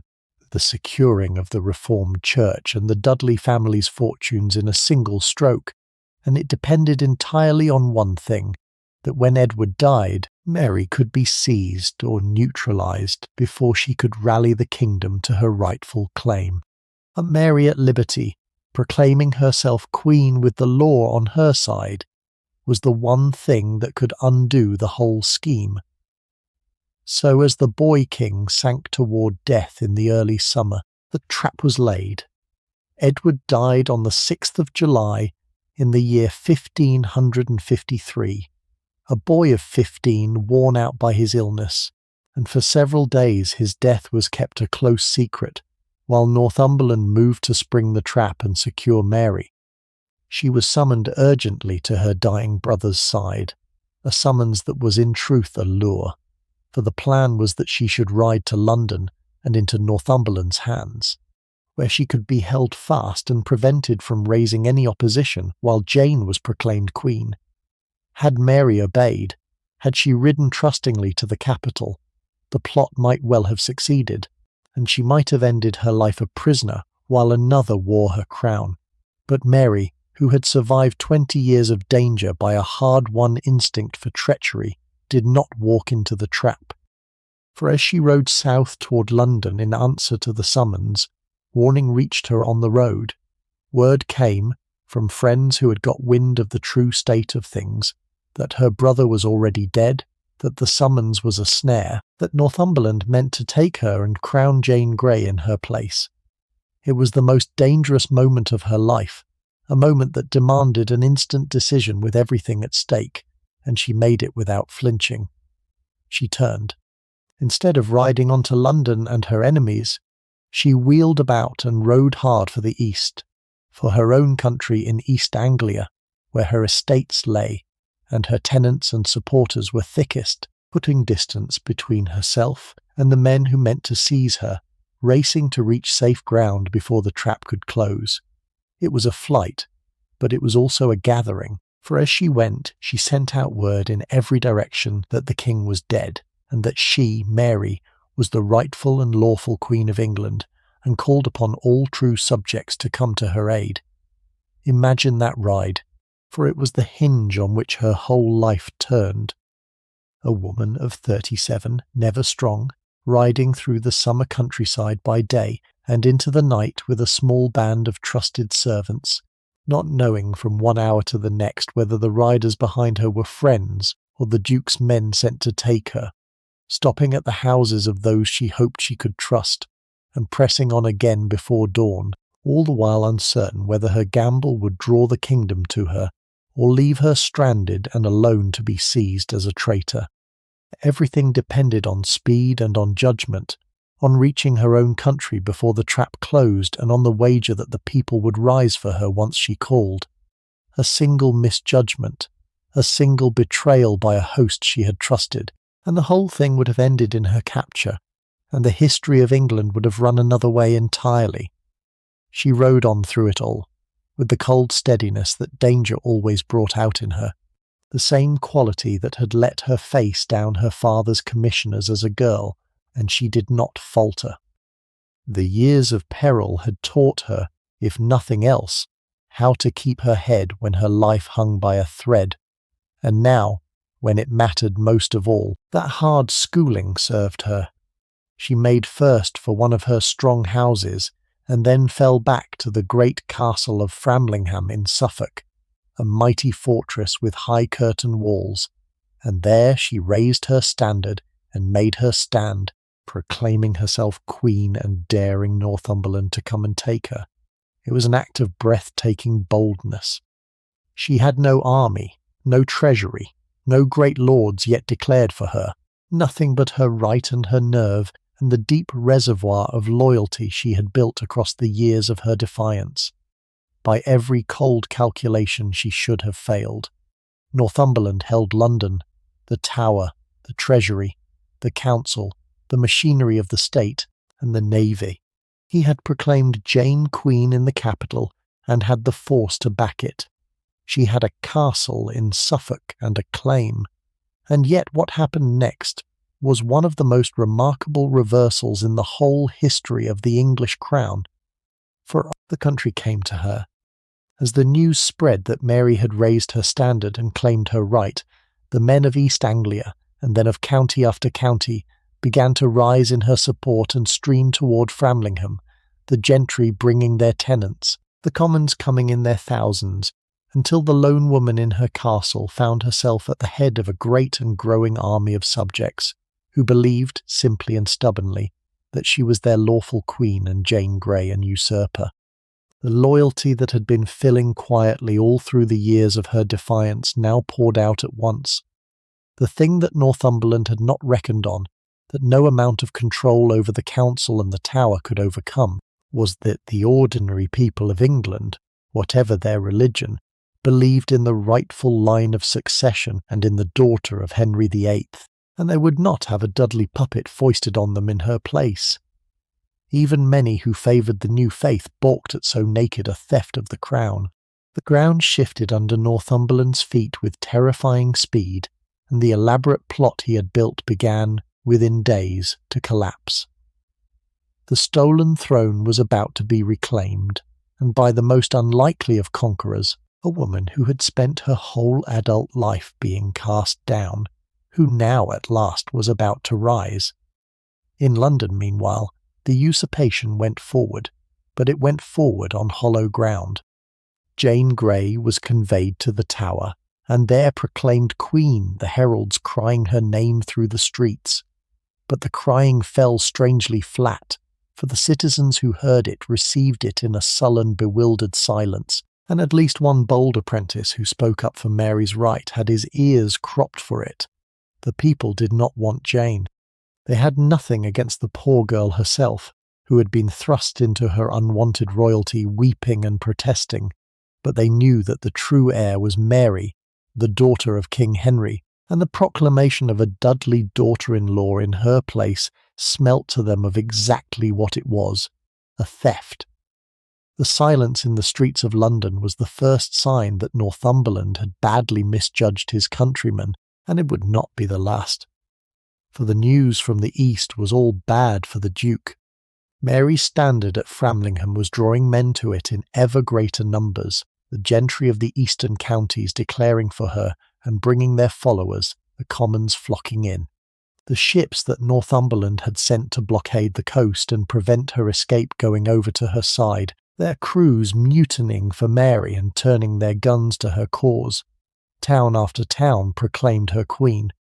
What had begun as a desperate flight had become, within days, a great national rising in her favour, an irresistible groundswell of support for the rightful heir that no proclamation in London could stem. Northumberland saw that he would have to crush her by force before the rising grew unstoppable, and he gathered an army and marched out of London toward the east to do it, leaving the council behind him in the Tower. It was the move that destroyed him. The moment the strong hand of the Duke was removed from the capital, the council he had left behind began to think again. These were men who had gone along with the plot out of fear or ambition, and now watching the whole country rise for Mary and the Duke ride away into the teeth of it, they calculated swiftly that the usurpation was doomed, and that their own heads would be safest if they abandoned it. One by one, then all together, they turned their coats. They slipped out of the Tower, met in the city, and declared for Queen Mary, proclaiming her the lawful sovereign through the very streets where Jane had been proclaimed a few days before. And this time the citizens did not stand silent, but erupted into wild rejoicing, throwing their caps in the air, lighting bonfires, ringing the bells until the city shook, feasting and dancing in the streets in an outpouring of relief and joy. The capital that had received Jane in sullen quiet hailed Mary with delirium. Northumberland, marching east, learned that the ground had vanished beneath him. His own men were melting away. The council had turned. The country was Mary's. In a scene of abject collapse he found himself, in a market town along his road, obliged to do the very thing he had marched out to prevent, and with his own mouth he proclaimed Mary Queen, casting his cap in the air in a ghastly pretence of joy while his cause lay in ruins around him. It availed him nothing. He was arrested, brought back to London a prisoner, and lodged in the tower he had so lately commanded. The great plot so carefully built had lasted barely a fortnight and had crumbled almost without a blow being struck, undone not by an army but by the simple, stubborn conviction of the English people that the crown belonged to Henry's daughter and to no one else, and Jane Grey, the unwilling queen, the learned girl who had wept when they told her she must be sovereign, and had reigned for 9 days without ever wishing to, found her brief borrowed royalty at an end. She laid it down with evident relief, glad to be rid of a crown she had never sought, and was kept a prisoner in the tower along with her young husband, a pawn whose usefulness was spent. Mary, in the first flush of her triumph, was inclined to mercy toward her. She understood well enough that Jane had been a tool in older and greedier hands, a girl pushed forward by ambitious men, and she had no wish to begin her reign with the blood of a kinswoman who had done nothing of her own will. For now, Jane lived. The reckoning for the others, the men who had engineered the theft, would be harder, but the girl in whose name it had been done was, for the moment, spared. It is worth pausing in those few extraordinary days at Framlingham, for they were the making of her, and they show us a Mary the legend never remembers. Picture the great castle rising over the Suffolk countryside, its high curtain wall and its tower, and spread across the fields below it a camp that grew by the hour, tents and cooking fires and tethered horses. The gentry of 6 counties come in with their armed men, the commons drifting in on foot with whatever weapons they owned, until what had begun as a frightened woman's flight had become an army of her own subjects gathered to defend her right. She did not hide herself away in the keep and wait. She came out among them. There is a memory, often repeated, of the Queen riding out on a great horse to review the host that had assembled in her name, going down the lines of her gathering soldiers to thank them and to be seen by them. And when her horse grew restive amid the roar of cheering that met her, she is said to have dismounted and gone among the men on foot, walking through the camp she had raised by nothing but her name and her nerve. To the men who saw her that day she was not the grim figure of later legend, but a brave and grateful princess come out to stand with them, and they loved her for it, and the memory of it bound them to her.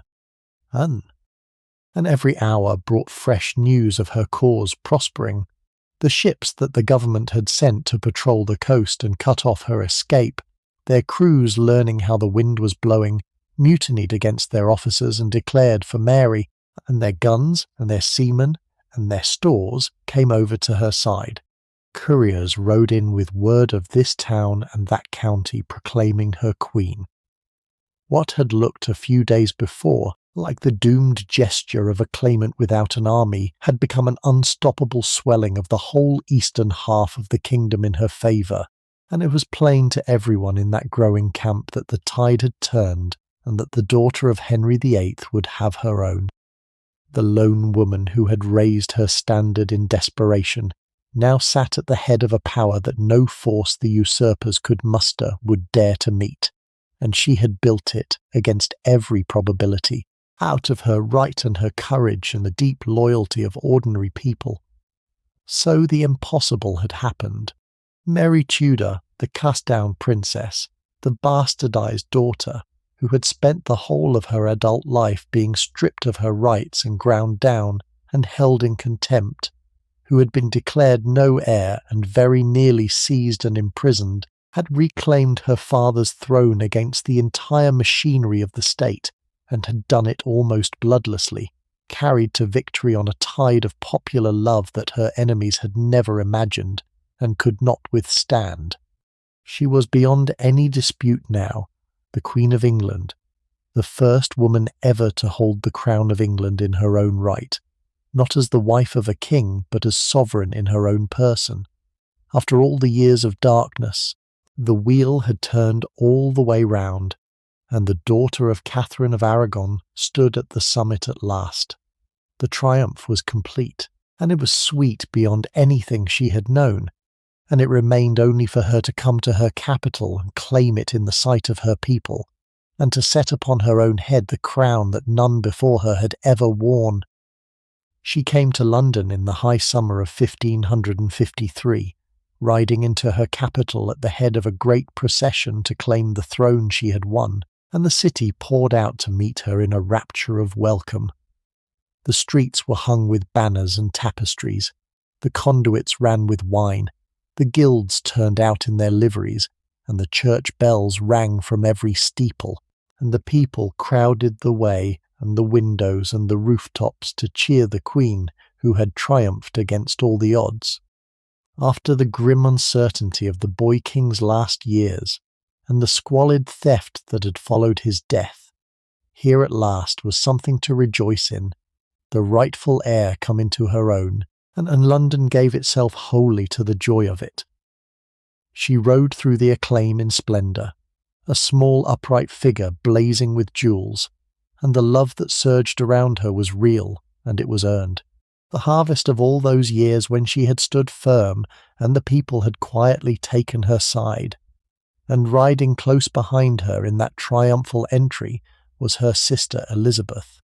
For this one bright moment, the two daughters of Henry VIII were united, the new queen and her heir presumptive, the Catholic and the Protestant, riding together through the cheering streets in a public show of family unity and shared victory.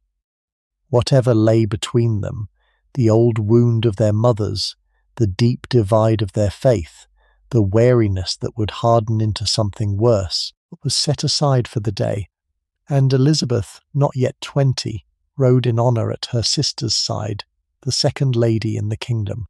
It was, though no one watching could have known it, almost the last time the two would stand together in trust, for the reign that opened so joyfully would drive a wedge between them that grew until it ended with one sister holding the other prisoner. But on that summer day they rode as sisters and as Tudors, and the crowds cheered them both. One of the new queen's first acts was a deed of love long delayed and dearly meant. She gave her mother, at last, the honour that had been stripped from her in life. The body of Catherine of Aragon had lain these 17 years in a relatively humble grave, the great queen buried as a mere dowager princess, her royal dignity denied her even in death.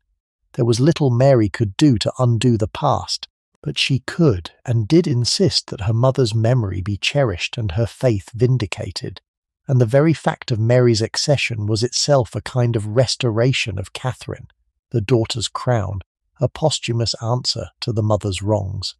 Everything Mary now meant to do, the restoring of the old religion above all, was in a deep sense done for Catherine, an act of filial devotion as much as of faith, the keeping of a promise made across the years to the mother she had not been allowed to bury.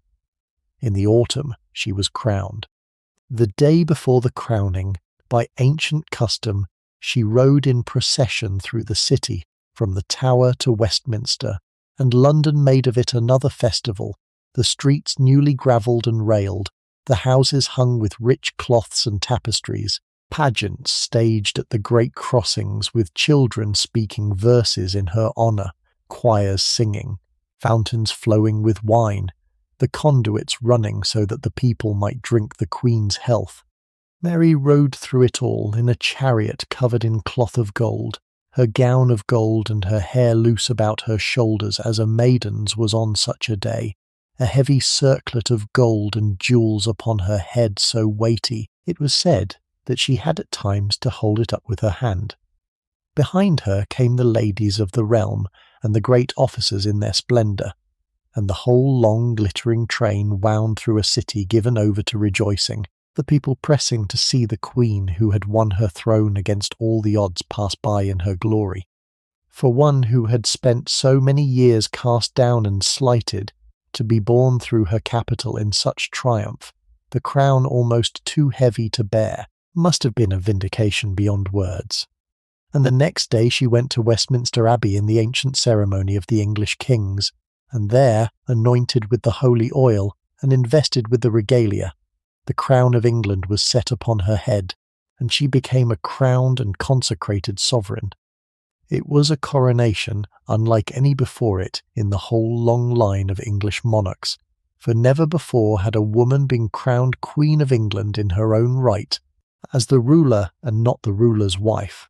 There was no settled form for such a thing, no precedent for how one should be made a king in all but name, and the ceremony had to feel its way, and anointing her as a king was anointed, girding her with the sword, placing in her hands the rod and the sceptre that signified a monarch's power.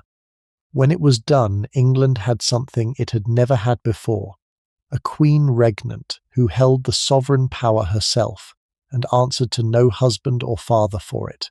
No woman had ever stood in that place before her, crowned and anointed and sovereign in her own person, and what it would come to mean reached further than anyone in the Abbey that day could have guessed. For the moment, though, the triumph was Mary's alone, and she set about the work of her reign with the pent-up purpose of a lifetime. The first and dearest of her aims was the restoration of the old faith, and she moved toward it as fast as she dared. The Mass was celebrated again, openly and joyfully, in churches across the land. The married clergy of her brother's reign were turned out of their livings. The harsh religious laws of Edward's time were repealed, and step by step the worship of the kingdom was turned back toward Rome. Much of the country welcomed it, for the old ways were still loved in countless parishes, and the return of the familiar Mass was for many a homecoming. She believed with her whole heart that she had been raised up by God for exactly this purpose, to bring her erring kingdom back to the true church, to heal the breach her father had torn open, to undo the long nightmare of heresy, and reunite England with the faith of her mother and of all the centuries before. It was the great mission of her life, the thing she had been preserved through every danger to accomplish, and she pursued it with the absolute conviction that had carried her through everything. But a queen in that age could not simply rule alone, or so it was universally believed. A queen must have a husband, a man to share the burden of government, to lead in war, and above all to give her children, for a childless queen was a queen whose throne would pass at her death to whoever came next, and the next in line was the Protestant Elizabeth, which to Mary was unthinkable. The whole purpose of her reign, the restoration of the faith, would die with her unless she married and bore a Catholic heir to carry it on. And so, hard upon her triumph, the great question of the reign rose up before her, the question on which everything else would turn, the question of whom the Queen of England should marry. It was the most important decision she would ever make, and she would make it, characteristically, according to her heart and her faith and her loyalty to her mother's blood, rather than according to the wishes of her people.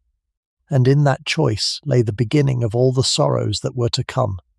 And Mary was 37 years old when she came to the throne, no longer young by the harsh reckoning of the age, and the question of her marriage was urgent, in a way it would not have been for a young queen, for if she was to have a child to carry on her work, there was no time to lose.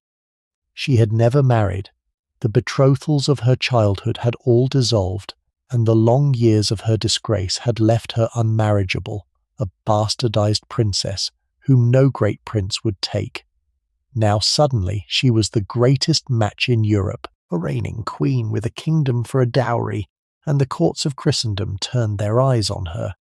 There was a strong feeling in England, in the council and among the people both, that she ought to marry an Englishman, a nobleman of her own realm who would keep the government in native hands, and a candidate was ready, a young man of royal descent named Edward Courtenay, lately released from the imprisonment in which the suspicions of earlier reigns had held him. An English husband would have been popular. It would have spared the kingdom the fear of foreign domination. It was, by every measure of prudence, the safer choice. Mary would not have him. Her heart and her judgment turned instead toward Spain, toward the house of her mother, the great Catholic dynasty of the Habsburgs from which Catherine of Aragon had sprung. Her cousin, the Emperor Charles, who had watched over her through all her dangers, proposed his own son and heir, Philip, the prince who would one day rule Spain and the Low Countries and the vast Spanish Empire across the seas, and to her the match seemed almost providential. Philip was the foremost Catholic prince of the age, the champion of the very faith she had been raised up to restore. He was of her mother's blood, a Habsburg, kin to the family that had stood by her when all others failed, and a marriage to him would bind England to the great Catholic powers of Europe, and set the seal on her work of returning the kingdom to Rome. To Mary, who saw the whole of her life as a mission entrusted to her by God, Philip was not merely a husband but an instrument of the divine purpose, the partner heaven had appointed to help her save her kingdom's soul. She fixed her heart upon him, and once Mary's heart was fixed, nothing on earth could move it. The kingdom was aghast. To the English, the prospect of a Spanish king was alarming in the extreme, for it raised the spectre of England becoming a mere appendage of the Spanish Empire, dragged into Spain's wars, drained of its wealth, ruled in effect from Madrid by a foreign prince who cared nothing for English interests. There was a deep and instinctive xenophobia at work, a horror of being governed by foreigners, and beneath it a real and reasonable fear. For the Habsburg power was vast and grasping, and might well swallow a small island kingdom that married into it. The council pleaded with her to reconsider. Petitions were got up. The Commons sent a deputation to beg her to marry within the realm. She heard them all out, and was unmoved. She had decided, and she regarded the marriage as her own affair and her own right, a matter between herself and God, and she would not have her subjects dictate to her the choice of her husband any more than she would have had them dictate her faith. To soften the alarm, the marriage was hedged about with careful conditions, a treaty drawn up to protect England's independence and reassure the fearful. Philip was to be called king, but his power was to be strictly limited. He was to have no real authority to govern England in his own right, no power to drag the kingdom into foreign wars, or to fill English offices with Spaniards, or to carry the Queen or any child of the marriage abroad against the realm's will. And should Mary die without issue, Philip was to have no claim to the throne, but must depart and leave England to its own succession. On paper the terms were as protective as could be devised, designed to give Mary her Spanish husband while denying Spain any real grip on England. It was a careful and sensible arrangement. But treaties on paper did little to calm the deep unease of a people who simply did not want a Spaniard set over them, however carefully his powers were fenced, and this announcement of the match lit a slow fuse of resentment that ran through the kingdom. In all of this we see the pattern of Mary's whole tragedy beginning to repeat itself on the throne. The very qualities that had carried her to victory, the absolute conviction, the unbending will, the certainty that she acted by the will of God and need answer to no one, were the qualities that now led her into danger. She had been right to defy Edward's counsel over the Mass. She had been right to trust her cause and raise her standard against Northumberland. Her stubbornness had been, in those struggles, a kind of heroism. But the same stubbornness, the same refusal to bend to the wishes of others or to weigh the temper of her people, now set her on a collision course with the kingdom she ruled. She could not see that her subjects' fear of Spain was a thing she ignored at her peril. She saw only that she had a right to choose her husband, and a holy purpose in choosing Philip, and that was enough for her.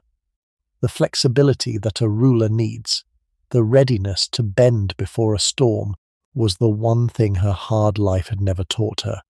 For bending had always felt to her like the betrayal she had committed once, and sworn never to commit again. and so the marriage went forward, against the wishes of her council and the fears of her people. And as it did, the resentment it had kindled began to gather into something far more dangerous than grumbling. In the country there were men who saw in the Spanish match not merely an unwelcome marriage, but a threat to everything, to England's independence, to the Protestant faith that many now held, to their own places and fortunes under a regime they distrusted, and these men began to plot. Before Philip had so much as set foot in England, before the wedding bells had rung, a conspiracy was taking shape to stop the marriage by force, to raise the country in arms, to drive Mary from her throne if need be, and set her sister Elizabeth in her place. The Queen's happy resolve to marry the prince of her mother's house was about to bring down upon her the first great crisis of her reign, an armed rebellion that would reach the very gates of London and force from Mary both the finest hour of her courage and the first of the hard, bloody acts that would begin to darken her name. The conspiracy took shape over the winter, a plan for risings in several parts of the kingdom at once, timed to break out together and overwhelm the Queen's government before it could gather its strength. The plotters were men of standing, gentlemen and a few of higher rank, driven by a mixture of motives: hatred of the Spanish match, fear for the Protestant religion, resentment of the regime, ambition for what might follow if Mary fell, and their aim, beneath all the talk of the marriage, was nothing less than to depose the Queen and put her sister Elizabeth on the throne in her place, married perhaps to the English claimant Courtenay whom Mary had spurned. It was treason of the most serious kind, and it was betrayed and bungled before it was ripe, so that most of the intended risings never came to anything. But in the county of Kent, close to London, one of the conspirators refused to abandon the enterprise when the rest collapsed, and raised his standard alone. His name was Thomas Wyatt, the son of a famous poet, a soldier and a gentleman of Kent, and he proved a far more dangerous foe than the Queen's advisers had reckoned. He called the men of Kent to arms against the Spanish marriage, framing his rising as a patriotic defence of England against foreign domination, rather than as a religious revolt, the better to draw in those who cared nothing for the Protestant cause but feared a Spanish king, and the men of Kent came to him in their thousands. With a real army at his back he set out for London, and as he marched the Queen's situation grew suddenly grave, for a force sent against him went over to his side almost entire, the soldiers shouting for Wyatt and against the Spaniards, and the rebel host swelled and rolled on toward the capital, with little now standing in its way. In London there was something close to panic. The court was in disarray, the council frightened and divided, some urging the Queen to flee the city while there was time, to put herself in safety far from the advancing rebels. And here Mary showed the kingdom what she was made of. She refused absolutely to run. Instead, at the height of the crisis, with the rebel army nearing the city and her own people wavering, she went to the Guildhall in the heart of London, and stood up before the assembled citizens and made a speech. And it was the finest hour of her life. She spoke to them not as a frightened woman, but as their anointed queen, reminding them that she was their sovereign, lawfully crowned, married to her kingdom at her coronation, as truly as any wife to a husband, and that she loved her subjects as a mother loves her children. She told them plainly that she would not flee, that she would stay among them and share their danger, and she addressed their fears about her marriage head-on, promising that she had entered into it on the advice of her council and for the good of the realm, and that if Parliament and her people truly judged it harmful, she would give it up rather than see the kingdom torn apart, for she valued her people's love above any husband. It was a magnificent performance, brave and shrewd, and from the heart, and it worked. The wavering citizens rallied to her. London, which might have opened its gates to Wyatt, now closed them against him, and turned out to defend its queen. When Wyatt reached the city, he found the bridges held against him and the people armed for Mary, and his rising, which had rolled so far so fast, broke at last upon the walls of a loyal capital. He fought his way along the southern bank and crossed the river upstream and pushed into the very streets of London itself, almost to the gates of the court, in a last desperate gamble. But the support he had counted on did not rise. The city held firm, and his exhausted and dwindling force was surrounded and overwhelmed. Wyatt surrendered, and the rebellion was over.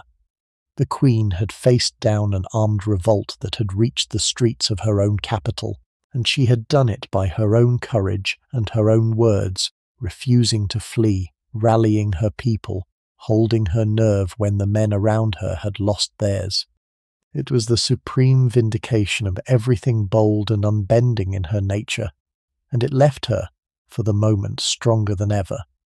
But the rebellion, defeated, exacted a terrible price, and it was a price paid by others, for it hardened Mary's reign and pushed it toward blood. A queen who has just survived an attempt to depose her cannot be merciful as she might have been in peace, and the advisers around her and the cold logic of survival demanded that the danger be rooted out for good. Wyatt himself was tried and executed, as the leaders of such a rising must always expect to be. That was the ordinary harsh justice of the age. Far more grievous was what the rebellion meant for two who had taken no part in it at all. Lady Jane Grey, the 9 days' queen, still a prisoner in the Tower, had been spared after Northumberland's fall, out of Mary's own inclination to mercy. But now, with rebels rising in the name of putting a rival on the throne, and Jane's own father caught up in the new treason, the council pressed Mary that so long as Jane lived, she would be a banner for every future plot, a focus for rebellion that no government could afford to leave standing. Reluctantly against her own first mercy, Mary yielded to the argument, and Jane Grey, a girl of perhaps 16 who had never sought a crown, and had worn one against her will for 9 unhappy days, was beheaded within the Tower, and her young husband with her. It was a judicial killing, born of fear, the destruction of an innocent because she was too dangerous to keep alive, and it was the first of the deaths that would gather, over the years, into the dark legend of the Queen's name. And the rebellion's shadow fell too upon Mary's sister. The plotters had meant to put Elizabeth on the throne, and though there was no firm proof that Elizabeth had known of or consented to the plot, suspicion fell heavily upon her, for she was the obvious beneficiary and the natural hope of every enemy of the regime. Mary's counsellors urged that Elizabeth too was a standing danger, that she should be examined, imprisoned, perhaps removed altogether. And so Elizabeth, the sister who had ridden in honour beside Mary through the cheering streets a few months before, was brought to London under guard and committed to the Tower, that grim fortress from which so many entered never to leave, and held there as a suspected traitor under the shadow of the axe. The 2 daughters of Henry VIII, who had stood together in trust at the dawn of the reign, were now sundered utterly, the one a queen made fearful and suspicious by rebellion, the other a prisoner under threat of death. And though Elizabeth would survive, the trust between them was broken forever.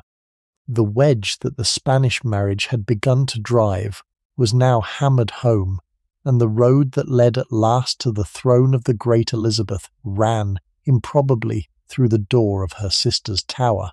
With the rebellion crushed and her throne secured, Mary went forward with the marriage that had so nearly cost her everything, for nothing in the rising had changed her mind. If anything, it had hardened her resolve to have the husband she had chosen. In the summer of 1554, Philip of Spain came at last to England, landing in the West Country and travelling to Winchester, where the wedding was to be held in the great cathedral. He came as a prince of the most powerful house in the world, grave and reserved and conscious of his dignity, a man raised in the stiff formality of the Spanish court, and he came not for love, but for policy, sent by his father the Emperor to secure the English alliance and to plant a Habsburg foot in the affairs of northern Europe. He had been told he must marry the Queen of England, and he came to do his duty, and his feelings about the bride who awaited him were at best dutiful. He landed at Southampton in a downpour of summer rain, the July skies opening over the prince and his Spanish retinue as they came ashore, and he rode the few miles inland to Winchester to meet the Queen he had crossed a sea to wed. The two were brought together quietly first, the aging English sovereign and the young Spanish prince, before the public splendour of the wedding day, and on the feast of St. James, fittingly the patron of Spain.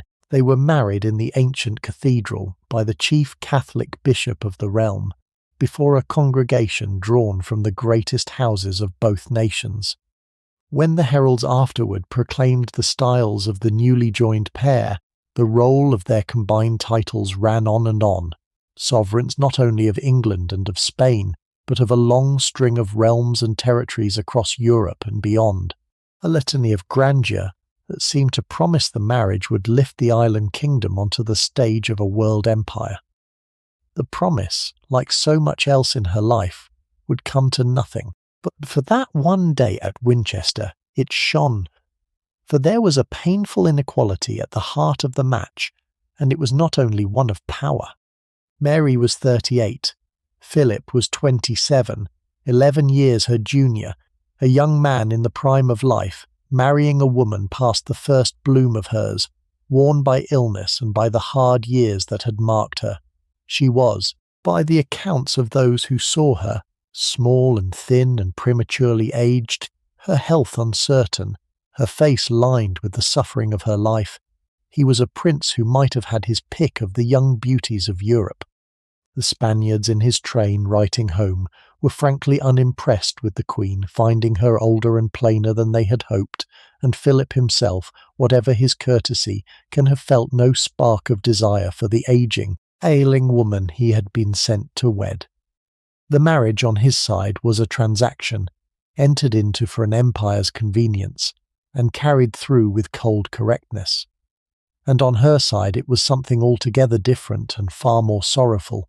For Mary, against all the cool calculation that had brought the match about, fell deeply and helplessly in love with her husband.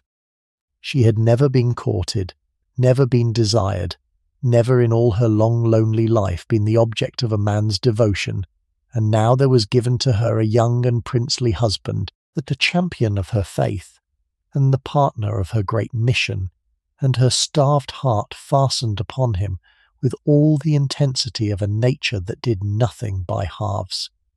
She loved Philip with a devotion that was painful to witness, watching for his glance, treasuring his slightest kindness, leaning upon his presence as upon the one human happiness her life had granted her. That her love was not returned in any like measure, that Philip was courteous and correct and fundamentally indifferent, only deepened the pathos of it. The wedding at Winchester was magnificent, the cathedral blazing with gold and the two sovereigns joined before the high altar. But it joined a woman who loved with her whole soul to a man who had come to do a job, and in that mismatch lay a private grief that would run through all the rest of Mary's days. By the terms so carefully drawn, Philip was given the title of king, and shared in the styles and honours of the crown, his name set beside Mary's on the coin and in the proclamations. But the real power remained hers, and he was hedged about with restrictions that left him a king in name far more than in substance. He could not govern England in his own right, could not appoint Englishmen to office, or carry the Queen abroad, or commit the realm to war without consent, and should Mary die without a child, he was to have no further claim and must depart. He was in effect a consort dressed in a king's title, and he felt the constraint of it keenly, for he was a proud man accustomed to command, reduced in England to a decorative role beside a wife who held the power and an English council that watched him with suspicion. He bore it with cold patience, doing what was required, attending the Queen, lending his weight to the cause of the old religion, but always with the air of a man marking time in a foreign land until he could decently get away. For all the unhappiness of the match, it served in the short term the great purpose for which she had made it, for it set the seal on her reunion of England with the Church of Rome. The crowning achievement of this part of her reign came in the autumn of that year, when there returned to England, after a lifetime of exile, the man who would complete the work of reconciliation, Cardinal Reginald Pole. Pole was of the old royal blood, a kinsman of Mary's, the son of that beloved Countess of Salisbury who had governed Mary's childhood and whom Henry had butchered in her old age. He was a man of deep learning and deeper conviction, who had fled England rather than accept the king's supremacy, and had spent the years of his exile as one of the leading Catholic churchmen of Europe.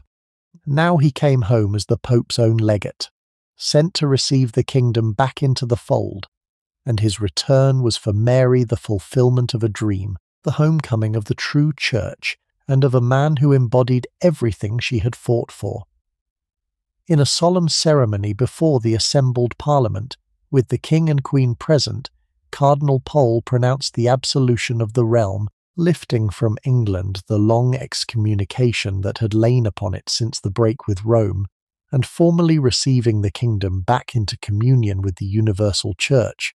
Parliament, for its part, repealed the laws that had severed England from the Pope and restored the old order of the faith. To her it was the supreme moment of her life, the thing she had been preserved through every danger to accomplish, the healing of the wound her father had torn open, the return of her erring country to the faith of her mother and of all the ages before. She believed with her whole heart that she had saved her kingdom's soul, that the nightmare of heresy was ended and England restored to God, and that the worst was over and a golden age of true religion lay ahead. And to crown this happiness in that same season, there came the news that seemed to set the divine seal on all of it, the news that the Queen was at last with child, that an heir was coming who would secure the Catholic future of England forever. It seemed for one bright moment that Mary had everything: her throne, her faith restored, her husband at her side, and now a child in her womb. It was the high noon of her reign, and it was about to give way to the cruelest disappointment of her life. The signs all seemed sure. Through the autumn and winter, the Queen's body showed every mark of pregnancy. Her belly swelled, her courses ceased. She felt, or believed she felt, the quickening of the child within her, the stirring of new life. Her physicians confirmed it. The court rejoiced. The whole kingdom was told that the Queen was with child, and that an heir to England was expected in the spring. For Mary, it was the answer to a lifetime of prayer, the final mercy of a God who had raised her from the depths to the throne, and now meant to bless her with the child who would carry on her work. She prepared for the birth with joy and care. The chamber was made ready, the cradle prepared, the nurses appointed, the linens laid by. Prayers were ordered in the churches for the Queen's safe delivery. Letters were drafted to announce the birth to the courts of Europe, with only the date and the sex of the child left blank. So confident was everyone that the happy event was at hand. The expected time came in the late spring of 1555, and the Queen withdrew into the seclusion that custom demanded of a royal mother awaiting her child, shutting herself away to wait for the labour to begin. Picture that withdrawing, for there is a particular sorrow in it, once we know how it ended. By the custom of the age, a queen awaiting her child went into a kind of honourable confinement some weeks before her time, retiring from the open life of the court into a set of inner chambers prepared for the birth, the rooms made warm and close and shut away from the world, the cradle standing ready, the nurses and midwives gathered, the linens and the rich coverings all laid by, everything ordered and waiting for the great event. So Mary went in joy and faith, to await the child she was certain God had given her, and around her the whole apparatus of a royal birth stood poised and ready, and the kingdom waited with her. A rumour ran through London that the Queen had been delivered of a son, and the city burst into premature celebration, bells ringing and bonfires lit, before the report was found to be false, and the rejoicing died away in embarrassment. The true labour did not come. The appointed weeks passed, and still no child, and the physicians, puzzled, recalculated, and said the reckoning must have been wrong, and named a later date. And that date too came and went, and still there was nothing. Week after week the Queen waited in her chamber for a birth that would not begin, surrounded by the ready cradle and the idle nurses, and all the hopeful preparations that now began to feel less like a vigil and more like a reproach. And the weeks stretched into a month and then into 2, and a terrible doubt began to creep through the court and at last into the Queen's own heart. For there was no child. Slowly, dreadfully, it became undeniable that the pregnancy had been an illusion, that the swelling and the signs had been the work of some disorder of the body, or of the Queen's own desperate longing translating itself into the symptoms she so yearned for, or of the two together. For it is a known and pitiable thing that a woman who wants a child past all bearing can sometimes deceive her own body into the very appearance of carrying one. Whatever the cause, the truth was past denying at last. The Queen's belly subsided, the signs faded, and there was no baby, and there had never been one. The cradle stood empty. The careful letters announcing the birth were never sent. Mary, who had been so sure, who had prepared everything in joyful faith, had to face the fact that there would be no child, that the heir she had counted on and prayed for and very nearly held was a phantom, a cruel deception of her own hoping heart. The humiliation of it was almost beyond bearing, and it was public, for the whole of Europe had been told the Queen was with child, and now watched the slow, mortifying unravelling of the news. It made her a figure of pity, and worse, of mockery in the courts of her enemies. But the private grief went far deeper than the public shame. She had staked everything on this child, not merely her own happiness, but the entire purpose of her reign, for without an heir, the Catholic restoration she had achieved would die with her and pass to her Protestant sister, and all her sacred work would be undone.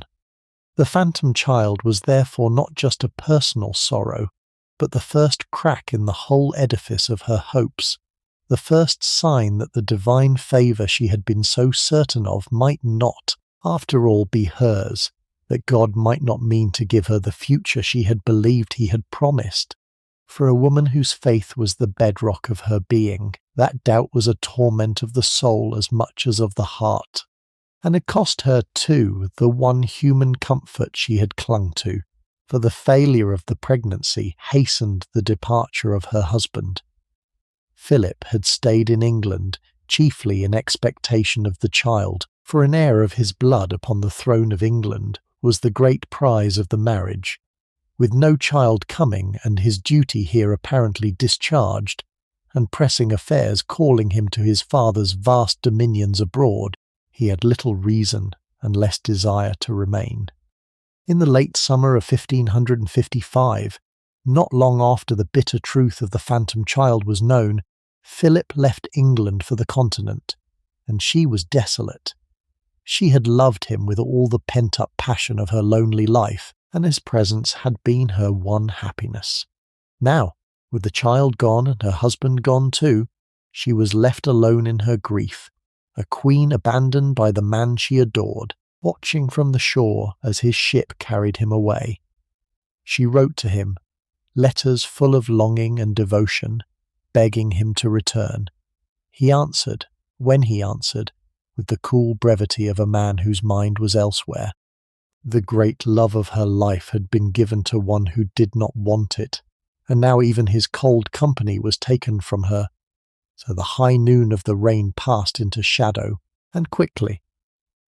In the space of a single year, Mary had gone from the summit of her happiness to something near the depths of her sorrow.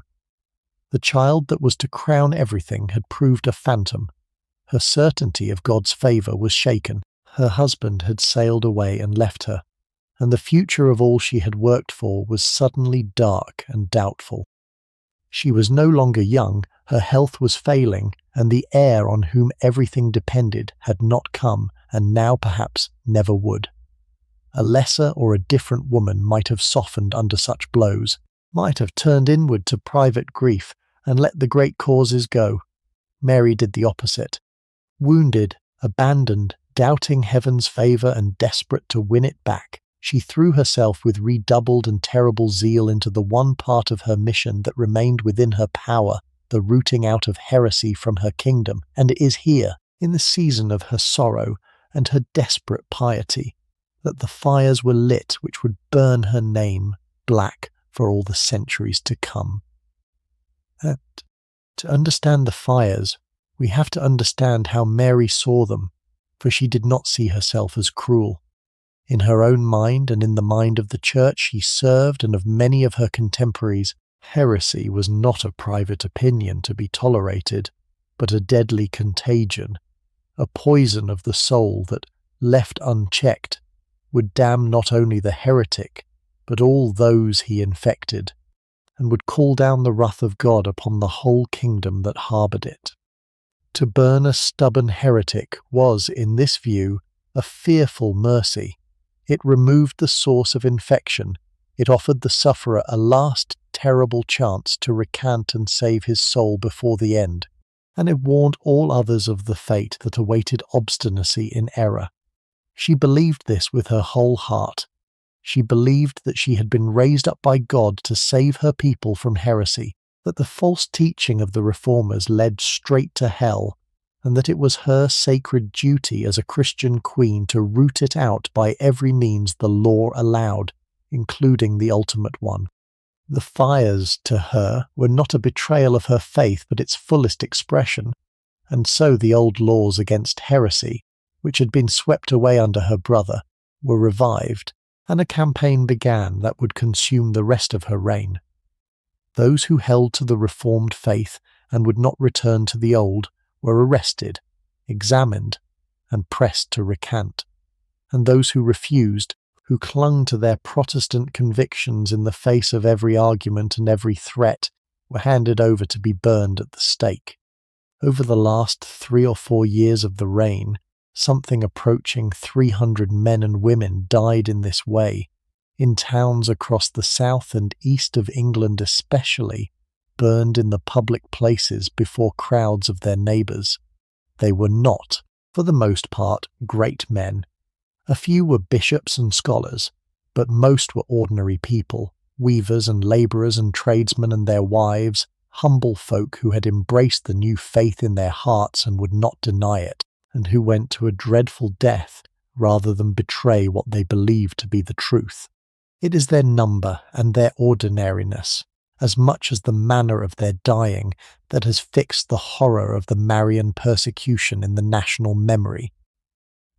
Then, the first to die was a London preacher named John Rogers, burned in the early months of 1555, and his end set the pattern. A man led out before a watching crowd, offered a pardon if he would recant, refusing, and meeting his end with a steadiness that turned the spectacle meant to frighten the people into something that moved and shamed them instead. For this was the great miscalculation at the heart of the whole campaign. The burnings were meant to terrify the kingdom back into the old faith, but the courage of the victims, the calm and even joyful constancy with which so many of them died, praying and exhorting and forgiving to the last, did the opposite. The crowds that came to watch came away, not cowed but stirred, whispering of the bravery of the martyrs, and the very public deaths that were meant to discredit the Reformed faith instead gave it heroes and a story of suffering that would outlast Mary and all her works. Among them, certain ones burned themselves into memory. At Oxford, 2 bishops of the Reformed Church, Hugh Latimer and Nicholas Ridley, were brought together to the same stake. two old men who had been leaders of the new faith under King Edward. As the fire was being kindled, the elder of them, Latimer, is remembered to have turned to his companion and spoken words of comfort that became immortal, bidding Ridley be of good cheer and play the man, for they would that day, by God's grace, light such a candle in England as he trusted would never be put out. It was a prophecy, and a true one. The deaths of Latimer and Ridley, and of the others, lit a candle of Protestant memory that no later reign could extinguish. A story of faithful men dying bravely for their beliefs that became part of the very identity of English Protestantism for centuries to come. The most famous death of all, and the most troubling, was that of Thomas Cranmer, the former Archbishop of Canterbury, the very man who long ago had pronounced the annulment of Mary's parents' marriage and so set in motion the whole catastrophe of her early life. There was for Mary a bitter personal dimension to his case. He was the architect of her mother's downfall and the chief builder of the Reformed English Church, and his destruction must have seemed to her a particular justice. Cranmer, imprisoned and worn down, did a thing that surprised everyone. Under pressure he recanted, again and again, signing a series of documents renouncing his Protestant faith and submitting to the old church, in the hope, perhaps, of saving his life. By the rules of the campaign, a recantation should have spared him, but it was decided that he should die regardless, that so great a heretic, the very head of the schism, should burn whatever he signed. And when Cranmer understood that he was to die anyway, that his recantations had bought him nothing, he found at the last a courage he had not shown before. Brought out to be burned, expected to repeat his submission before the crowd, he instead publicly took it all back, renouncing his recantations as things written against his conscience out of fear of death, and declaring his true Protestant faith one final time.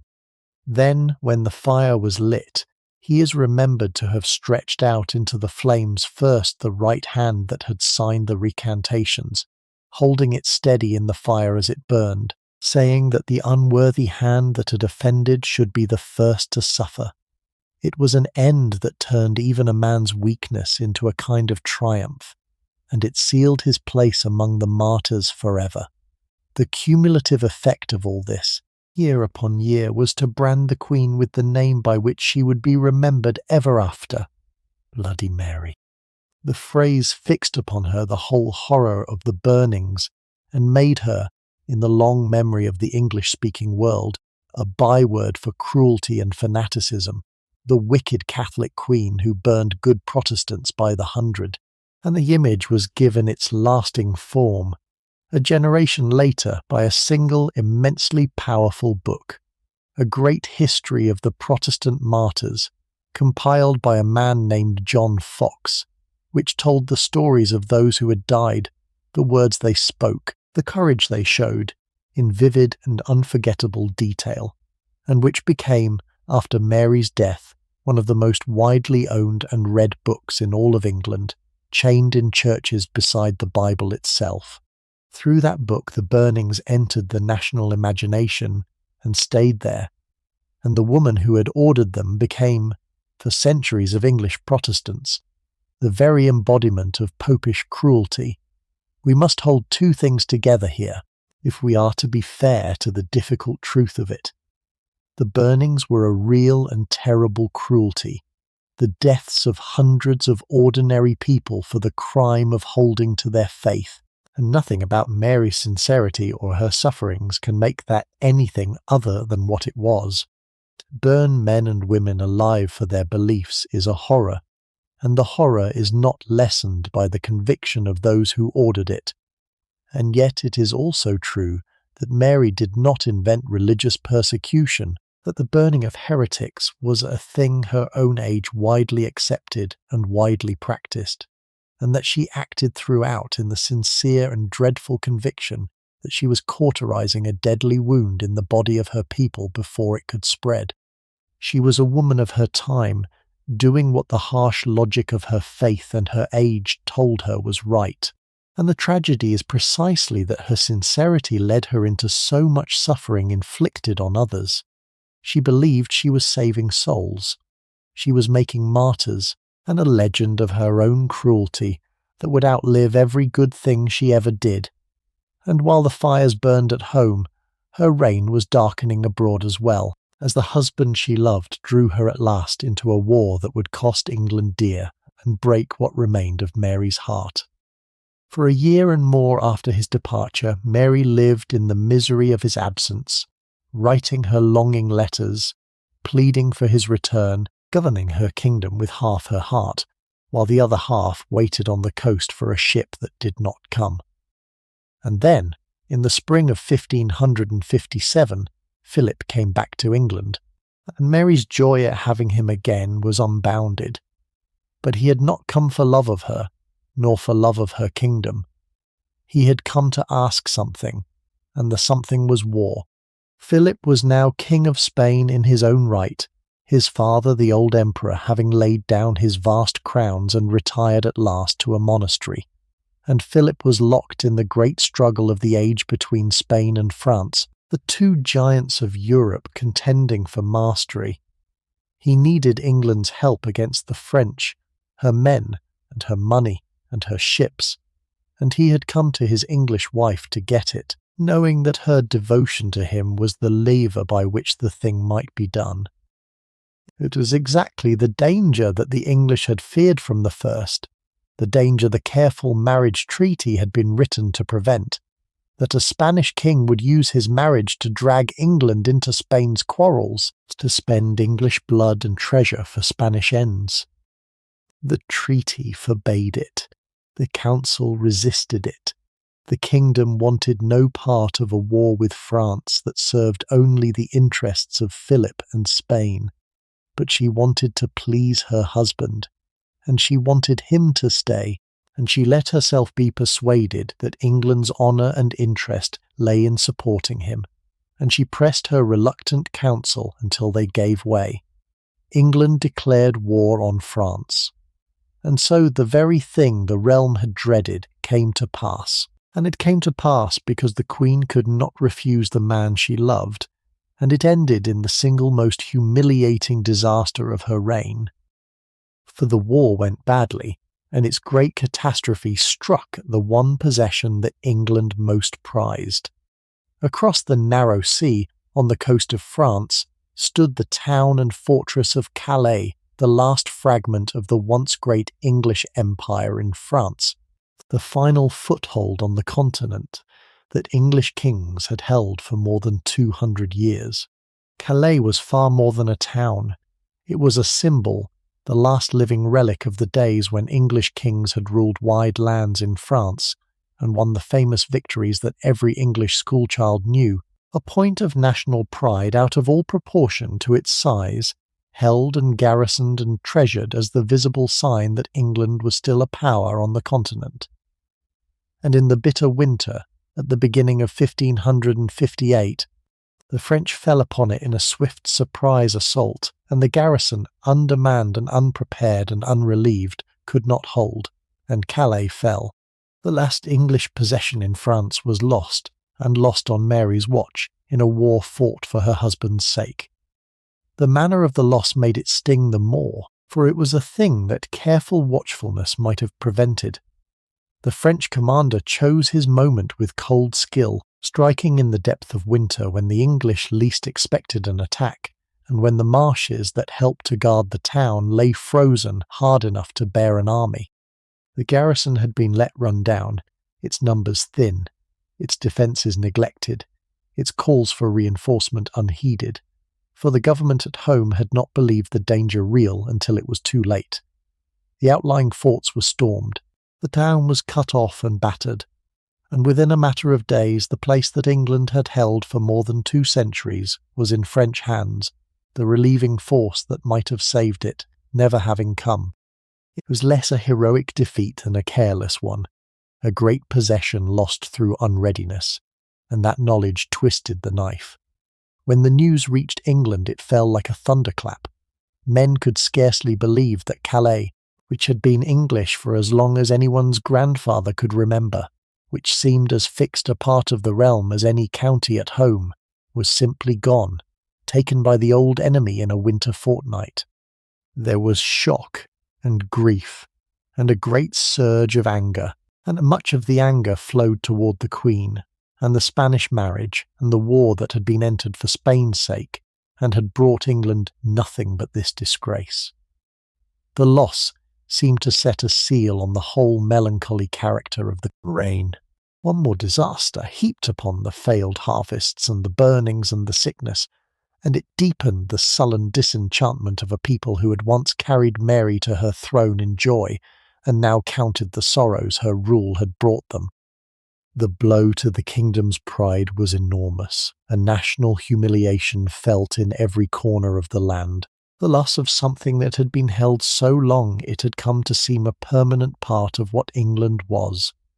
And the blow to Mary herself, already so weighed down with sorrow, was crushing, for she felt the loss of Calais as her own personal failure and disgrace, the bitter fruit of the war she had entered to please Philip, a stain upon her reign and her name that she could never wipe away.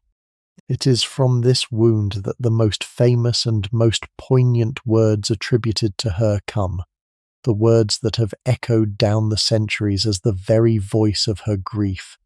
When she lay dying, it was said, "She told those about her that she was so consumed by sorrow that when she was dead and her body opened, they would find the word Calais written upon her heart."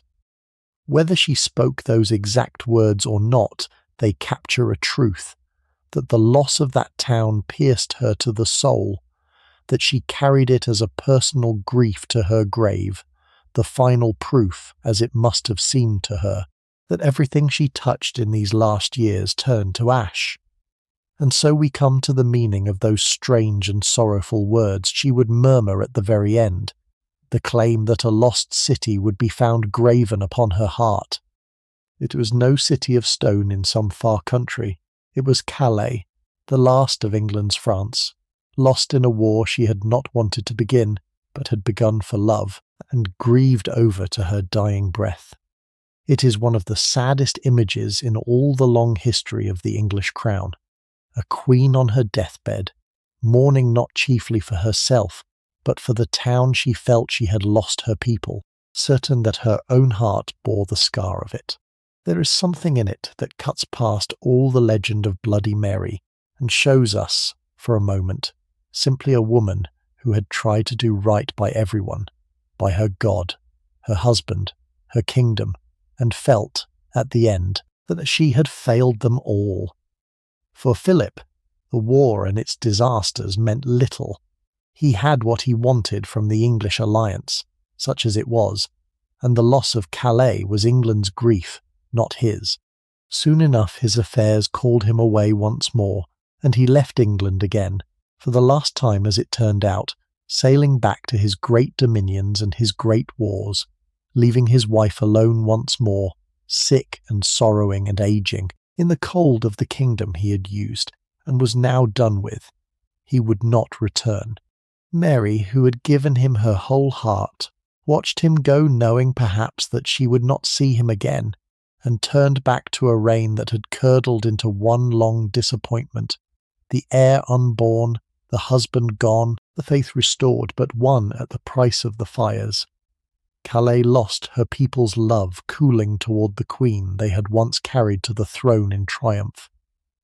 She had reached, at last, the end of her strength, and very nearly the end of her road, and the final sorrows of her life were closing in. In the last year of her life, Mary's body and spirit failed together, and the failing was hastened by one final cruel repetition of her deepest hope. Once again, after Philip's last visit, she came to believe that she was with child. Once again the sign seemed present, and she let herself hope, against all the bitter lesson of the first time, that God would yet grant her the heir who would save it all, and once again it was an illusion, a phantom like the first, the longing of a desperate woman taking the form of the thing she craved. There was no child. By now her swelling and her ailments were very likely the signs not of new life, but of the illness that was killing her, some growth or wasting disease of the body that her physicians could not understand, and that drained her strength month by month. The second false hope, coming on top of everything else, extinguished the last of her happiness. She knew now, surely, that she would have no child, that the Catholic future she had given her life to secure would not come from her body, and that when she died, the crown would pass to the sister whose faith would undo it all. Het pilterke innocent. For that was the final bitterness she had to face, the certainty that her great work would not outlive her. She had restored the old religion, reconciled the kingdom to Rome, given everything to bring England back to the true church as she saw it, and she could see, as her own end approached, that it was built on sand, that the heir who alone could have preserved it was never going to be born, and that the throne would go to Elizabeth, who would, Mary knew in her heart, turn the kingdom Protestant again, the moment she had the power. Everything Mary had suffered and sacrificed and burned for would be swept away by her own sister within a few years of her death. To a woman who believed she had been chosen by God to save her people's souls, there could be no crueler knowledge than this, that her life's work was doomed, and that the instrument of its undoing was the next in her own blood, waiting quietly for her to die. The kingdom around her, in those last months, was a grim and suffering place. A great sickness, an epidemic of fever, swept through England in waves, carrying off people in such numbers that whole districts were stricken, the harvests failed, and a pall of death and hardship lay over the land. The Queen herself fell ill in this season, weakened by her disease, and perhaps by the epidemic too, and through the autumn of 1558 she sank slowly toward her end at her palace of St. James's in London, attended by her women, visited by her counsellors, but without the one person she most longed for Philip did not come. He sent a representative. He did not come himself. The husband for whom she had risked her throne and lost Calais and given her whole heart could not be troubled to cross the sea to her deathbed, and Mary died, as she had lived so much of her life, essentially alone. In her last weeks the great matter that pressed upon her, beyond her own dying, was the succession, and here at the very end she did the right and necessary thing, though it must have cost her dearly. For all her dread of what Elizabeth would do to the faith, she could not deny that her sister was the lawful heir by their father's will, and the law of the land, and that to leave the succession in doubt would be to risk plunging the kingdom into the very chaos and civil strife that the orderly passing of the crown was meant to prevent. And so, urged by her counsel and by the plain facts of her situation, Mary at last formally acknowledged Elizabeth as her heir and successor, sending word to her sister at Hatfield that the crown would come to her, asking only, it was said, that Elizabeth would maintain the old religion and pay the Queen's debts, requests that Elizabeth received with soft words and no real promises. It was a final act of duty over desire, the dying Queen handing on the throne to the sister she feared, because it was right and lawful, and because whatever else she was a believer in the rightful order of the crown that had carried her to it. She died in the early morning of the 17th of November, in the year 1558, in her palace of St. James's, in the 43rd year of her age, having reigned a little over 5 years. Those who were with her in her last days remembered a queen sunk in melancholy but composed, making her peace with her end as a devout woman would, her thoughts turning, as they always had in trouble, to her faith.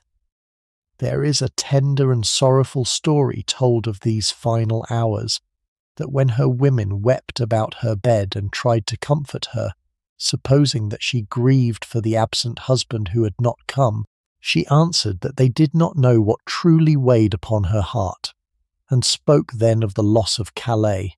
Whether it was Calais or Philip, or the failure of her great work, or the simple sorrow of a hard life ending in disappointment, she carried some deep grief out of the world with her, and those who watched her go felt the weight of it.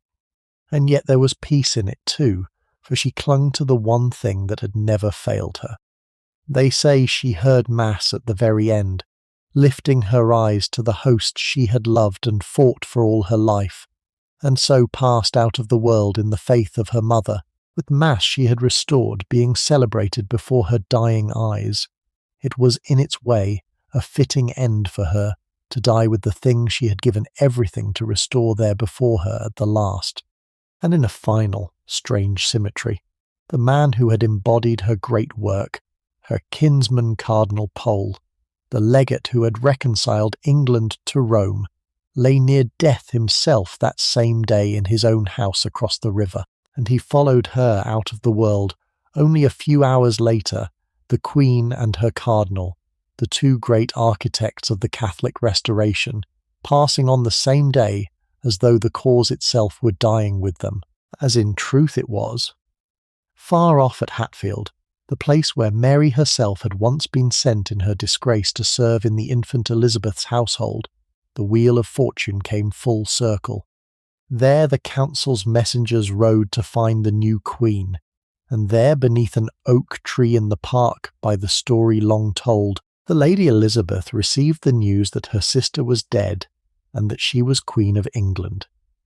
The reign that would become the most glorious in English memory, the great age of Elizabeth, was beginning in the very hour that Mary's ended, and the younger sister, who had been a prisoner under threat of the axe a few years before, who had waited in the shadows through all the sorrows of Mary's reign, now stepped out into the light to take the crown. Mary's long, hard, tragic life was over, and almost at once the work she had died grieving for began to be undone, as she had known it would. And so we come to the reckoning, to the question of what we are to make of her, this woman whose whole life we have now walked from the cradle to the grave. For 500 years she has been remembered by a nickname and a column of fire, reduced in the popular memory to a single grim caricature, the cruel Catholic queen who burned good people for their faith. That memory is not false. Exactly. The fires were real, and they were terrible, and nothing in her story excuses them. But it is a memory so partial, so flattened, so shorn of everything else she was and suffered and tried to do, that it amounts in the end to a kind of injustice. And tonight, having seen the whole of her, we are in a position to do her the rare courtesy of judging her as a person rather than a legend. Consider first what she achieved, simply by existing and by holding on. Mary was the first woman ever to rule England in her own right, the first queen regnant, and that was no small thing in a world that did not believe a woman could rule at all. When she came to the throne, there was no settled idea that a queen could wield the sovereign power in her own right, no precedent, no form even for crowning her. The universal assumption was that a kingdom needed a king, that a female ruler was a weakness and an anomaly. And she, by taking the crown and wearing it and governing with it for 5 years, by facing down a rebellion and ruling a realm and being obeyed, proved the assumption wrong. She established by the plain fact of her reign that a queen could be sovereign of England in her own right, could hold the power herself, and not merely through a husband, and in doing so she opened the door through which her sister Elizabeth would walk to one of the most celebrated reigns in all of English history. The great age of Elizabeth was built on a foundation that she laid, the simple, revolutionary precedent of a queen ruling in her own name, and it is one of the ironies of history that the queen who is remembered as a failure made possible the queen who is remembered as a triumph. Consider, too, that her reign was not the empty catalogue of disaster it is sometimes painted. Beneath the great dramas of marriage and religion and war, her government did sober and useful work that the legend forgets, reforming the coinage that her father and brother had debased, reorganizing the kingdom's finances and its trade and its navy, laying quiet foundations that later reigns would build upon. She was, when she was allowed to be, a conscientious ruler who took the work of governing seriously and meant her people well. And consider above all the sheer weight of suffering that this one life was made to carry. Few people of any rank have been dealt so cruel a hand. She was a cherished child cast into the cold, a daughter forbidden to be with her dying mother, a young woman broken by terror into betraying her own conscience, a princess ground down for years and very nearly destroyed, a queen who won her throne by a miracle of courage and then lost, one by one, almost everything that might have made the winning sweet. She loved a husband who did not love her. She longed for a child and was twice deceived by her own body into a hope that turned to ashes. She died believing her life's great work was doomed, betrayed by her own faith's God, as it must have seemed, and undone by her own sister. There is more genuine tragedy in Mary Tudor's life than in a dozen of the figures we more readily pity. None of this erases the fires, and we should not pretend it does. The men and women who burned in her reign were as real as she was, and their deaths were a true horror, and a queen who orders such things bears the weight of them. But we can hold the horror and the tragedy together as the truth requires, and we can see that the woman who lit those fires was not a monster gloating over cruelty, but a sincere and suffering believer who thought she was saving souls and rooting out a deadly plague, doing what the harsh conscience of her age and her faith told her was right, and who would have been astonished and wounded to know that this, of all the things she did, would be the only thing the world remembered. And we can notice, too, how much of her dark fame was made for her by others, by the brilliance of the great book of martyrs that fixed her cruelty in the national mind, by the long Protestant ascendancy that had every reason to blacken the last Catholic queen, by the simple fact that history is written by the side that wins. Her father killed more. Her contemporaries across Europe, Catholic and Protestant alike, burned and slaughtered in the name of religion as a matter of course. But it is Mary, almost alone, who carries the byword of blood, and that disproportion is itself a kind of testimony to how thoroughly the losing side is remembered by its enemies. There is a last image, and it is the one I would have you carry away with you, for it gathers up the whole strange, sad story of these two sisters into a single quiet scene. Mary was buried in Westminster Abbey, the great church of the English kings and queens, laid to rest with the rites of the faith she had loved. And some years later, when her sister Elizabeth came in her turn to the end of her long and glorious reign and was buried in the same abbey, she was laid in the very same tomb, placed directly above the sister she had feared and supplanted and outshone the two of them, the Catholic queen and the Protestant queen, the loser and the victor, sharing a single grave for all eternity. And upon that tomb was set in time an inscription that speaks across the centuries with a tenderness that neither sister found in life, recording that here lie two sisters, Elizabeth and Mary, partners both in throne and grave, in the hope of one resurrection, partners in throne and grave. The two women whom religion and rivalry and the cruelty of their times had driven so far apart lie now in the same narrow space beneath the same stone. Their long quarrel ended at last in the quiet democracy of death, waiting together, the inscription says, in the same hope. It is a gentler ending than Mary's life ever gave her, and there is a kind of mercy in it, that the queen who died so alone should not, in the end, lie alone, but rest beside her own blood. The two daughters of Henry VIII together at the last. That is the life of Mary Tudor, the first Queen of England, the woman beneath the nickname, and I am glad to have walked the whole length of it with you tonight, from the candlelit chamber where she was born to the shared tomb where she lies.